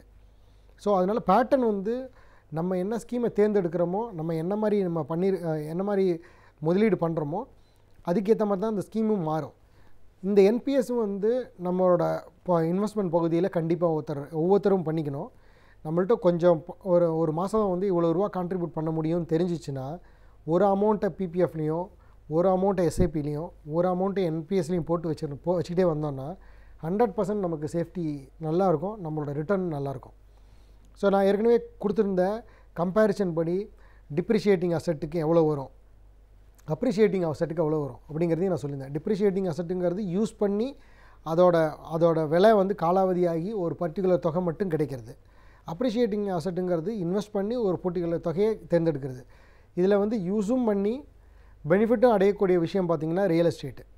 அதில் மட்டும்தான் நீங்கள் யூஸும் பண்ணிக்கலாம், அதில் பெனிஃபிட்டும் நல்லாயிருக்கும், ரிட்டர்னும் நல்லாயிருக்கும். ஸோ அதனால் எல்லாத்தையும் ரியல் எஸ்டேட்டில் வாங்கி வச்சுக்கிட்டிங்கன்னா லிக்விடிட்டி இருக்காது. லிக்விடிட்டிங்கிறது உங்களுக்கு வேணுங்கும் போது பணம் கிடைக்காது. இந்த ஸ்டாக் மார்க்கெட்டோ இல்லை ஸ்டாக் மார்க்கெட் சம்மந்தப்பட்ட மியூச்சுவல் ஃபண்டோ உங்களுக்கு எப்போ வேணுமோ விட்ரா பண்ணலாம், ஒரு 3 நாளில் உங்களுக்கு பணம் கிடச்சிரும். ரியல் எஸ்டேட்டுனால் நீங்கள் கண்டிப்பாக 6 மாதம் இன்றைக்கி டேட் படி நீங்கள் 1 வருஷம் வெயிட் பண்ணால் கூட உங்களால் ரியல் எஸ்டேட்டை நீங்கள் நினைக்கிற தொகைக்கு விற்க முடியாது நிலைமைக்கு போகலாம். ஏன்னா டிமாண்ட் அண்ட் சப்ளை இப்போ கொஞ்சம் வித்தியாசம் இருக்குது. எப்போதும் இந்த மாதிரி இருக்காது. இது ஒரு சைக்கிளிக்கல் தான். இது எல்லாமே வந்து ஒரு 3 வருஷம் மேலே இருக்கும், 3 வருஷம் கீழே இருக்கும். 3 வருஷம் வந்து ஏறும்போது சடனாக ஒரடியாக ஏறுறதுக்கு உண்டான காரணம் என்னென்னா, அந்த 3 வருஷத்தில் வந்து ட்ரேடிங், அதாவது ஒருத்தருக்கு ஒருத்தர் மாற்றி கொடுக்கக்கூடிய ப்ரைஸு, ஒருத்தர் 10,000 ரூபாய்க்கு வாங்கி இன்னொருத்தர்கிட்ட 12,000 ரூபாய்க்கு கை மாற்றி கொடுக்குறது, அந்த மாதிரி விஷயத்தினால ப்ரைஸ் ஓவராக ஏறினதுனால தான் அந்த கிராஷ் கீழே வருது. அதே மாதிரி தான் எதுவாக இருந்தாலுமே எவ்வளோ வேகமாக எவ்வளோக்கு எவ்வளோ ஏறுதோ 100% நீங்கள் எதிர்பார்க்கலாம் அது கீழே இறங்குன்றதுக்கு. எதனால் எதிர்பார்க்கலான்னா, எதுவுமே நிதானமாக இல்லாமல் வேகமாக ஏறிச்சுன்னா கண்டிப்பாக அது ரிவர்சல் வந்துடும். இது வந்து நம்ம சொல்லலை, நியூட்டன் 3வது விதியிலேருந்து ஆரம்பித்து இன்னை வரைக்கும் பார்த்திங்கன்னா எல்லாமே அதுலேருந்து தான் நடந்துக்கிட்டு இருக்குது. எவ்வளோ வேகமாக போதோ அவ்வளோ சீக்கிரம் கீழே வந்துடும், எவ்வளோ மெதுவாக போகுதோ அவ்வளோக்கு அவ்வளோ சஸ்டெயின் பண்ணி அப்படியே கிராஜுவலாக போயிட்டே இருக்கும். ஸோ அதனால் உங்களோட இன்வெஸ்ட்மெண்ட்டில் வந்து அதிகப்படியான லாபம் ஒருத்தர் கொடுக்குறேன்றாரு, 100% கொடுக்குறேன்றாரு, 80% கொடுக்குறேங்கிறாங்க அப்படின்னாங்கன்னா கண்டிப்பாக அதுக்கு பின்னாடி இருக்கக்கூடிய விஷயங்களை நீங்கள் ஆராய்ந்து கொள்ளுங்கள். இன்க்ளூடிங் வந்து இப்போ ஒரு எக்ஸாம்பிள் பார்த்திங்கன்னா பிட்காயின்னு எடுத்துட்டிங்கன்னா ஒரு 1.5 வருஷம் முன்னாடி சொன்னாங்க, ஒரு வருஷம் முன்னாடி சொன்னாங்க, நான் வந்து ஒரே வருஷத்தில் $18,000 கிட்டத்தட்ட 2000-3000 மடங்குக்கு மேலே ஏறி போச்சுன்னாங்க. இப்போ அதே ஒரு வருஷத்தில் சொல்கிறாங்க 2000-3000 மடங்கு இறங்கி போச்சுன்னு சொல்கிறாங்க. ஸோ இதெல்லாம் வந்து குயிக்கான ரிட்டர்ன் வரக்கூடியதோ குயிக்கான லாஸ் வரக்கூடியதோ. நான் என்னை பொறுத்த வரைக்கும் இதில் இன்வெஸ்ட் பண்ணுங்க, அதை இன்வெஸ்ட் பண்ண வேண்டாம்னு சொல்ல, நீங்கள் இது எல்லாத்தையும் தெரிஞ்சுக்கணுங்கிறதுக்காக தான் இந்த நிகழ்ச்சியின் வழியாக நான் சொல்லிகிட்ருக்கேன். ஸோ இந்த என்பிஎஸ்ஸை பார்த்துக்கோங்க, பப்ளிக் ப்ராவிடென்ட் ஃபண்டை பார்த்துக்கோங்க, மியூச்சுவல் ஃபண்டை பார்த்துக்கோங்க. இதுக்கு அடுத்தது வந்து கொஞ்சம் சர்ப்ளஸ் இருக்கும்போது ஒரு பேங்க் டெபாசிட்டோ இல்லை கம்பெனி டெபாசிட்ஸுங்கிறது ஒரு ஒன் ஆஃப் இப்போ இருக்கிறதுல ஒரு நல்ல இன்வெஸ்ட்மெண்ட் ஸ்கீமு. கம்பெனி டெபாசிட்ஸ்னால் என்னென்னா, எப்படி ஒரு பேங்க்கில் வந்து நீங்கள் கொடுக்குற பணத்தை வந்து இன்வெஸ்ட் பண்ணி அவங்க ரெகுலராக ரிட்டர்ன் கொடுக்குறாங்களோ, ஒரு பர்டிகுலர் இன்ட்ரெஸ்ட் கொடுக்குறாங்களோ, அதுமாதிரி கம்பெனிக்காரங்களும் கொடுக்குறாங்க. அந்த கம்பெனிக்காரங்க எந்த மாதிரி கம்பெனிக்காரங்கள்ட்ட நீங்கள் இன்வெஸ்ட் பண்ணணுங்கிறத நீங்கள் தான் சூஸ் பண்ணணும். அதுக்கு வந்து சில வழிமுறைகள் இருக்குது. ரேட்டிங்னு சொல்லக்கூடிய விஷயங்கள் இருக்குது. AAA ரேட்டிங்னா நல்ல கம்பெனின்னு இருக்குது. அதெல்லாம் பார்த்துட்டு அது ஏற்கனவே ஃபினான்ஷியலாக நல்லா இருக்காங்கிறத பார்த்துட்டு இன்வெஸ்ட் பண்ணணும். ஏன்னா ஒரு சில வருஷங்களுக்கு முன்னாடி பார்த்திங்கன்னா டோட்டல் ஃபைனான்ஷியல் க்ரைசிஸ் வரத்துக்கு காரணமாக இருந்ததே ஒரு சில கம்பெனிகள் வந்து 24% வாடகைக்கு, ஒரு 24% கொடுத்து பப்ளிக்லேருந்து எடுத்து நிறைய அட்வர்டைஸ்மெண்ட் பண்ணி எடுத்துருந்தாங்க. அதனால் வந்து குயிக் ரிட்டர்ன் இல்லாமல் ஓரளவு மீடியமாக இருக்கக்கூடியதில் இன்வெஸ்ட் பண்ணலாம். இதுக்கு அடுத்து இன்னொன்று one of the safe instrument பார்த்திங்கன்னா பாண்டு இல்லைனா டிபெஞ்சர்னு சொல்லக்கூடியது.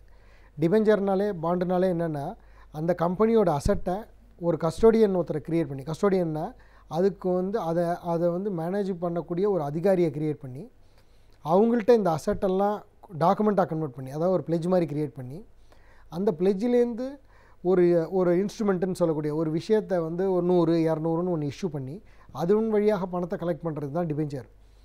இந்த டிபெஞ்சர்லேயோ ஒரு பாண்ட்லேயோ நீங்கள் பார்த்தீங்கன்னா என்ன ஒன்றா, ஒரு இன்வெஸ்ட்மெண்ட்டை பொறுத்த வரைக்கும் 7 வருஷம் 8 வருஷம் 10 வருஷம் அந்த மாதிரி வச்சுருப்பாங்க. கூப்பன்னு சொல்லுவாங்க. கூப்பன்னு சொல்கிறது என்னென்னா வட்டி. இப்போ அதான் ஃபினான்ஷியலை பொறுத்த வரைக்கும் ஒவ்வொரு நிலைமைக்கும் ஒவ்வொரு தடவைக்கும் ஒரு பேர் இருக்குது. விஷயம் ஒன்று தான், பணம் தான் எல்லாத்துக்கும் பேர். மொத்தமாக ஒரே நேம் கேட்டிங்கன்னா பணம் தான். ஆனால் அந்தந்த டயத்தில் என்னென்ன டேட்டில் நம்ம பேசுகிறோமோ அன்றைக்கி டேட்டுக்கு ஒரு பேர் ஒன்று இருக்கும். இப்போ இந்த பர்டிகுலர் விஷயம் டிபெஞ்சருங்கிறத பார்த்திங்கன்னா, டிபெஞ்சருங்கிறது கூப்பன் இன்ட்ரெஸ்ட் வரக்கூடியது, ரிடம்ஷன் வரக்கூடியது. ரிடம்ஷன் வர டைமில் அதை வந்து நடுவில் ட்ரேடு பண்ணுவாங்க. அதை ஒருத்தர் வாங்கி விற்பாங்க, மாற்றக்கூடிய நிலைமையில் இருக்கும். அதன் வழியாக லாபம் கிடைக்கலாம். ஸோ டிபெஞ்சருங்கிறது ஒன் ஆஃப் த இன்ஸ்ட்ருமெண்ட்டுங்கிறதுக்காக நான் சொல்கிறேன். ஸோ இதை மாதிரி வந்து நிறைய இன்வெஸ்ட்மெண்ட்ஸ் அவென்யூ இருக்குது. இந்த மாதிரி இன்வெஸ்ட்மெண்ட்ஸ்லாம் பண்ணும்போது 100% எல்லாத்தையும் அனலைஸ் பண்ணி அதில் ஆராய்ச்சி பண்ணி இதில் ஏற்கனவே என்ன நடந்திருக்கு, இனிமேல் என்ன நடக்கலாங்கிறத தெரிஞ்சுட்டு பண்ணுங்கள். எதெல்லாம் அதிகமாக லாபம் வருதோ அதையெல்லாம் ஒரு தடவைக்கு 4 தடவை கன்சிடர் பண்ணி இன்வெஸ்ட் பண்ணுங்கள். அதுதான் இந்த நிகழ்ச்சியின் வழியாக நான் சொல்ல விரும்புகிறது. நன்றி, வணக்கம். நாம் கற்ற விஷயங்களை காட்டிலும் நாம் கற்றிடாத விஷயங்கள் நம்மை சுற்றி ஏராளமாகவே இருக்கின்றன. எனவே அவற்றிலிருந்து பல புதிய தகவல்களை அறிந்து கொள்ளலாம். நம் விடியலை வா நிகழ்ச்சியின் நிறைவு பகுதியாக வரவிருப்பது கற்றலும் கற்பித்தலும்.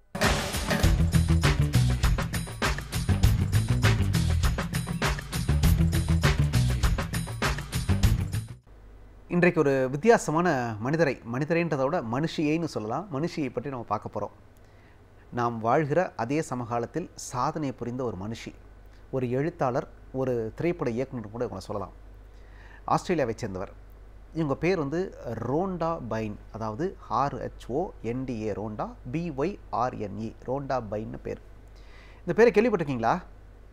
நிச்சயம் நீங்கள் கேள்விப்பட்டிருப்பீங்கன்னு நினைக்கிறேன். நிறைய புத்தகம் படிக்கிறவங்களா இருந்தால், குறிப்பாக ஆங்கில புத்தகங்கள்லாம் படிக்கிறவங்களா இருந்தால் நிச்சயம் கேள்விப்பட்டிருப்பீங்க. உலகத்தில் ஒரு பெரிய பரபரப்பை ஏற்படுத்திய ஒரு பேர். திரைப்படம் பார்க்குற ஆர்வம் உள்ளவங்களுக்கும் இவங்க பேர் நிச்சயம் பரிச்சயமாக இருந்திருக்கும்.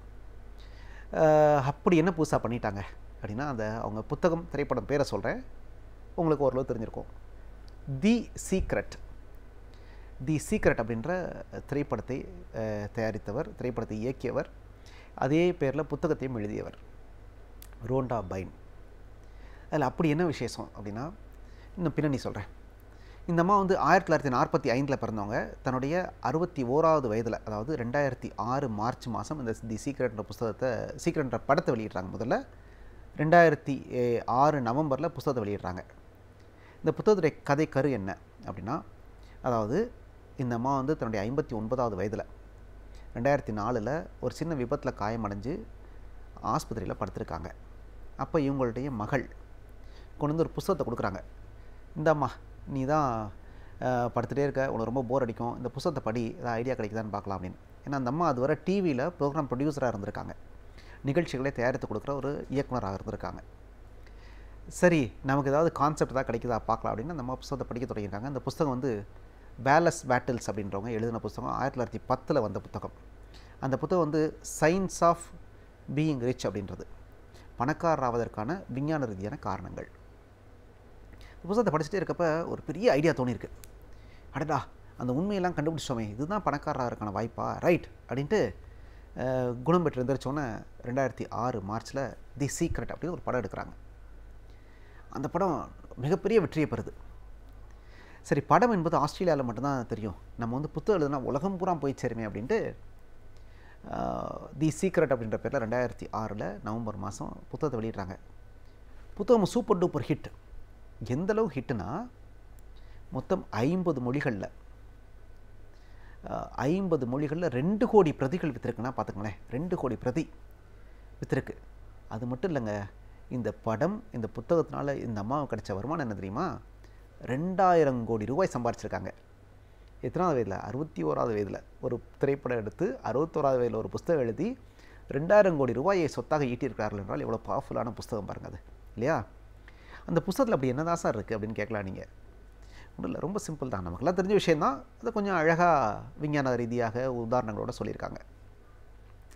இதுவரை சொல்லப்படாத விஷயமானா அப்படிலாம் கிடையாது. அது மாதிரி நிறைய பேர், நார்மன் வின்சென்ட் பீலே அதே மாதிரி கதையை சொல்லியிருக்காரு, மேடம் பிளாவட்ஸ்கி அதே மாதிரி சொல்லியிருக்காங்க. நிறைய பேர் சொன்ன விஷயந்தான், ஜேம்ஸ் ஆலன் சொன்ன விஷயந்தான், ஒன்றும் புதுசுலாம் கிடையாது. சரி, என்ன விஷயம் அப்படின்னா, லா ஆஃப் அட்ராக்ஷன் அப்படிங்கிறாங்க. லா ஆஃப் அட்ராக்ஷன்னா என்ன? ஈர்ப்பு விதின்னு வச்சுக்கலாம். இதை அடிப்படையாக கொண்டு அந்த புத்தகம் எழுதப்பட்டிருக்கு. அப்படின்னா என்னென்னா, அவங்க என்ன சொல்ல வராங்கன்னா, உங்களுக்குள்ள ஒரு இலக்கு இருக்குது, உங்களுக்குள்ள ஒரு ஆசை இருக்குது அப்படின்னா, அந்த ஆசையை அடையிறது எப்படி அப்படிங்கிறத புத்தகத்தில் சொல்கிறாங்க.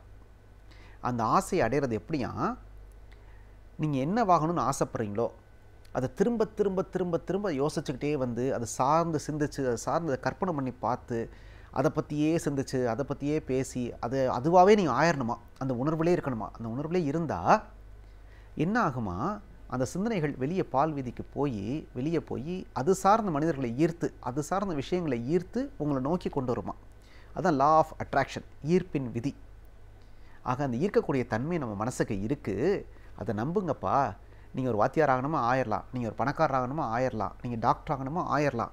ஆனால் அதை பற்றியே சிந்திங்க, அதுக்காகவே ஒர்க் பண்ணுங்கள், அதை பற்றியே பேசுங்க, அதை பற்றியே பலர்கிட்டையும் விவாதிங்க, அதை பற்றி அது ஆன மாதிரியே கூட நீங்கள் நினச்சிக்கங்க. அது ஒரு விஷுவலைஸ் பண்ணுங்கள், ட்ரீம் பண்ணுங்கள். அது நீங்கள் நம்புங்க. முதல்ல நம்புனீங்கன்னா நீங்கள் அதுவாகவே மாறிவிட்டால் நிச்சயம் அது நடக்கும். அந்த சக்தி உங்கள் மனதிற்கு இருக்கிறது. உங்கள் ஆழ்மனதிற்கு இருக்கிறது. நீங்கள் அதை சார்ந்தே இருக்கணுன்றதான் அந்த புத்தகத்துடைய விஷயம். ஆஸ்க், பிலீவ், ரிசீவ் 3 விஷயந்தான். கேளுங்க, நம்புங்க, கிடைக்கும். கேளுங்க, நம்புங்க, கிடைக்கும். Ask, believe, receive. இதுதான் அந்த விஷயத்தில் திரும்ப திரும்ப சொல்லப்பட்டிருக்குது. சப்கான்ஷியஸ், ஆழ்மனம். நீங்கள் விஷுவலைஸ் பண்ணுங்கள், அதை கற்பனை பண்ணி பாருங்கள், நீங்கள் நம்புங்க, எல்லாம் கிடைக்கும். எப்படி சார் நம்புறதுன்னு நீங்கள் கேட்கலாம். சின்ன உதாரணம் சொல்கிறேன். ஒரு ரேடியோ ஸ்டேஷன், நிறைய ரேடியோ ஸ்டேஷன் இருக்குது, வானொலி நிலையங்கள் இருக்குது. உங்களுக்கு பிடிச்ச பாட்டு வைக்கணும்னா நீங்கள் ஏதாவது உங்களுக்கு பிடிச்ச ஸ்டேஷன் வைக்கணும்னா நீங்கள் என்ன பண்ணுவீங்க? டியூன் பண்ணுவீங்க. டியூன் பண்ணோன்னே அந்த மின்காந்த அலைகள் போய் அந்த ஃப்ரீக்வன்சியில் இருக்கக்கூடிய அலைகளை ஈர்த்து வரும் இல்லையா? அதே மாதிரி தான் தொலைக்காட்சியும். நம்ம மனமும் அப்படித்தான் அப்படின்றாங்க. நமக்கு என்ன தேவையோ, உலகத்தில் எல்லா தேவைக்கான விஷயங்களும் சுற்றிக்கிட்டே இருக்குது. நமக்கு என்ன தேவையோ மைண்ட் அப்படி டியூன் பண்ணுறப்ப அது சார்ந்த விஷயத்தை மட்டும் நம்மகிட்ட ஈர்த்து கொண்டு வருமா. உனக்குள் ஒரு ஆசை எழுகிறது என்றால் அதை அடையக்கூடிய திறமை உன்னுள் இருப்பதால் தான் அந்த ஆசை எழுந்ததுங்கிறார் ஜேம்ஸ் ஆலன்.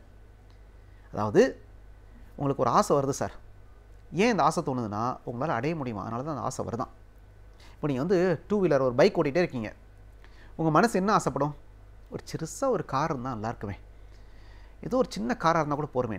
ஆக மனசுக்கே தெரியும் நம்மளால் சின்ன கார் தான் வாங்க முடியும்னு. இல்லாட்டி என்ன பண்ணியிருக்கோம்? மனசு ஒரு பெரிய விமானம் வாங்கலாமேன்னு யோசிச்சிருக்கோம். மனசு அப்படி யோசிக்கலைங்க. ஒரு சின்ன கார் வாங்கலாமேன்னு யோசிக்குது. மனசுக்கே தெரியுது நம்மளால் இது தான்ப்பா முடியும். அப்போ அதுக்காக யோசிக்குது. இப்போ என்ன நீங்கள் புரிஞ்சுக்கணும்னா, உங்கள் மனதால் ஏதாவது ஒரு ஆசை எழுப்பப்படுகிறது என்றால், உங்கள் மனசில் ஏதாவது ஆசை தோணுதுன்னா அதை அடையக்கூடிய திறமை உங்கள்கிட்ட இருக்கனால தான் சார் அந்த ஆசை தோணுது. அதனால் நீங்கள் நம்புங்க. ஏதோ ஆசை தோணுச்சா ரைட், நம்புங்க, நிச்சயம் நடக்கும். இதைத்தான் ஜேம்ஸ் ஆலன் சொல்கிறாரு, இதைத்தான் ரோண்டா பைன் சொல்கிறாங்க. ஆக நீங்கள் என்ன நினச்சாலும் அதுவாக ஆக முடியும். எதுவாக நினைக்கிறாயோ அதுவாக ஆகலாம். ஆனால் நீங்கள் சார்ந்து நம்பணும். முதல்ல நீங்கள் நம்பணும், நீங்கள் அது சார்ந்தே சிந்திக்கணும், அது சார்ந்தே அப்படியே மாறணும், கற்பனை பண்ணி பார்க்கணும். நம்ம அதுவாயிட்டா எப்படி இருப்போம் அப்படின்ற சந்தோஷத்தில் அப்படி உணரணும். அப்படிலாம் பண்ணிங்கன்னா அது சார்ந்த விஷயங்கள் உங்களை நோக்கி ஈர்க்கப்பட்டு உங்களிடத்தில் வந்து சேரும், உங்களை அதுவாக மாற்றிவிடும். நீங்கள் எதுவாக நினைக்கிறீர்களோ அதுவாகவே ஆக முடியும். இதுதான் ரோண்டா பைன் இந்த உலகத்திற்கு சொன்ன விஷயம். இதை சொன்ன உடனே இதை அதாவது என்னவா ஆகிறது, எப்படி ஆகிறதுன்னு ஏங்கிக்கிட்டு இருந்த மக்களுக்கு இது வந்து ஒரு மிகப்பெரிய வழிகாட்டுதலாக அமைந்தது அந்த 2006. அது மட்டும் இல்லைங்க, அந்த புத்தகத்தை தொடர்ந்து நிறைய ஆய்வுகள் இந்த அம்மா பண்ணாங்க. அதுக்கப்புறம் பார்த்திங்கன்னா தி பவர் அப்படின்னு ஒரு புத்தகத்தை எழுதுனாங்க. அப்புறம் த மேஜிக் அப்படின்னு ஒரு புத்தகம் எழுதுனாங்க. ஹீரோ அப்படின்னு புத்தகம் எழுதுனாங்க. How the secret changed my life அப்படின்னு சொல்லி புத்தகம் எழுதுறாங்க. இந்த மாதிரி நிறைய புத்தகங்கள் எழுதியிருக்காங்க. மிகப்பெரிய பிரபலமான மனுஷி ஆகிட்டாங்க. ஒரே வருஷம் பிரபலமான மனுஷி ஆஸ்திரேலியா பூரா மட்டும் இல்லை, நீங்கள் உலகம் பூரா பிரபலமான மனுஷி ஆகிட்டாங்க ரோண்டா பைன். அதாவது தி டைம் அப்படிங்கிற மேகசின், அந்த இதழ் உலகை மாற்றிய 100 மனிதர்கள் பட்டியலில் 2007 இவங்களுடைய பேரை குறிப்பிட்டிருக்குன்னா பாருங்கள் எவ்வளோ பெரிய மனுஷியாக இருப்பாங்க. உலகை மாற்றிய 100 பேர் 2007, அதில் ஒருத்தவங்க ரோண்டா பைன். நிச்சயம் ரோண்டா பைன் என்பவர் வந்து ஒரு வாசிக்க தகுந்த ஒரு மனிதர். தமிழ் மொழி உட்பட எல்லா மொழிகளையும் இந்த தி சீக்ரெட் என்ற புத்தகம் வந்திருக்கு. 50 மொழிகளில் வந்திருக்கு. 2 கோடி பேர் இந்த புத்தகத்தை வாசித்திருக்காங்க. 2000 கோடி ரூபாய் அந்த புத்தகம் சினிமாவும் இவர்கள் ஈட்டி கொடுத்துருக்குன்னா எவ்வளோ புகழ்பெற்ற புத்தகமாக இருக்கும். ஏதோ விஷயம் இருக்குது இல்லையா? தி சீக்ரெட் அப்படின்ற புத்தகத்தை படித்து பாருங்கள். 61வது வயதிலையும் கூட தன்னால் இவ்வளோ பெரிய சாம்ராஜ்யத்தை உருவாக்க முடியும், மக்கள் மனதில் ஒரு மிகப்பெரிய மாற்றத்தை தன்னால் உருவாக்க முடியும் அப்படின்ற ஒரு அர்த்தமுள்ள வாழ்க்கையை வாழ்ந்திருக்கிறார் ரோண்டா பைன். ரோண்டா பைனை ஒரு இலக்காக கொண்டு அந்த புத்தகத்தை நாம் படித்து நாம் என்னவாக விரும்புகிறோமோ அதுவாக நம்மால் ஆக முடியும்.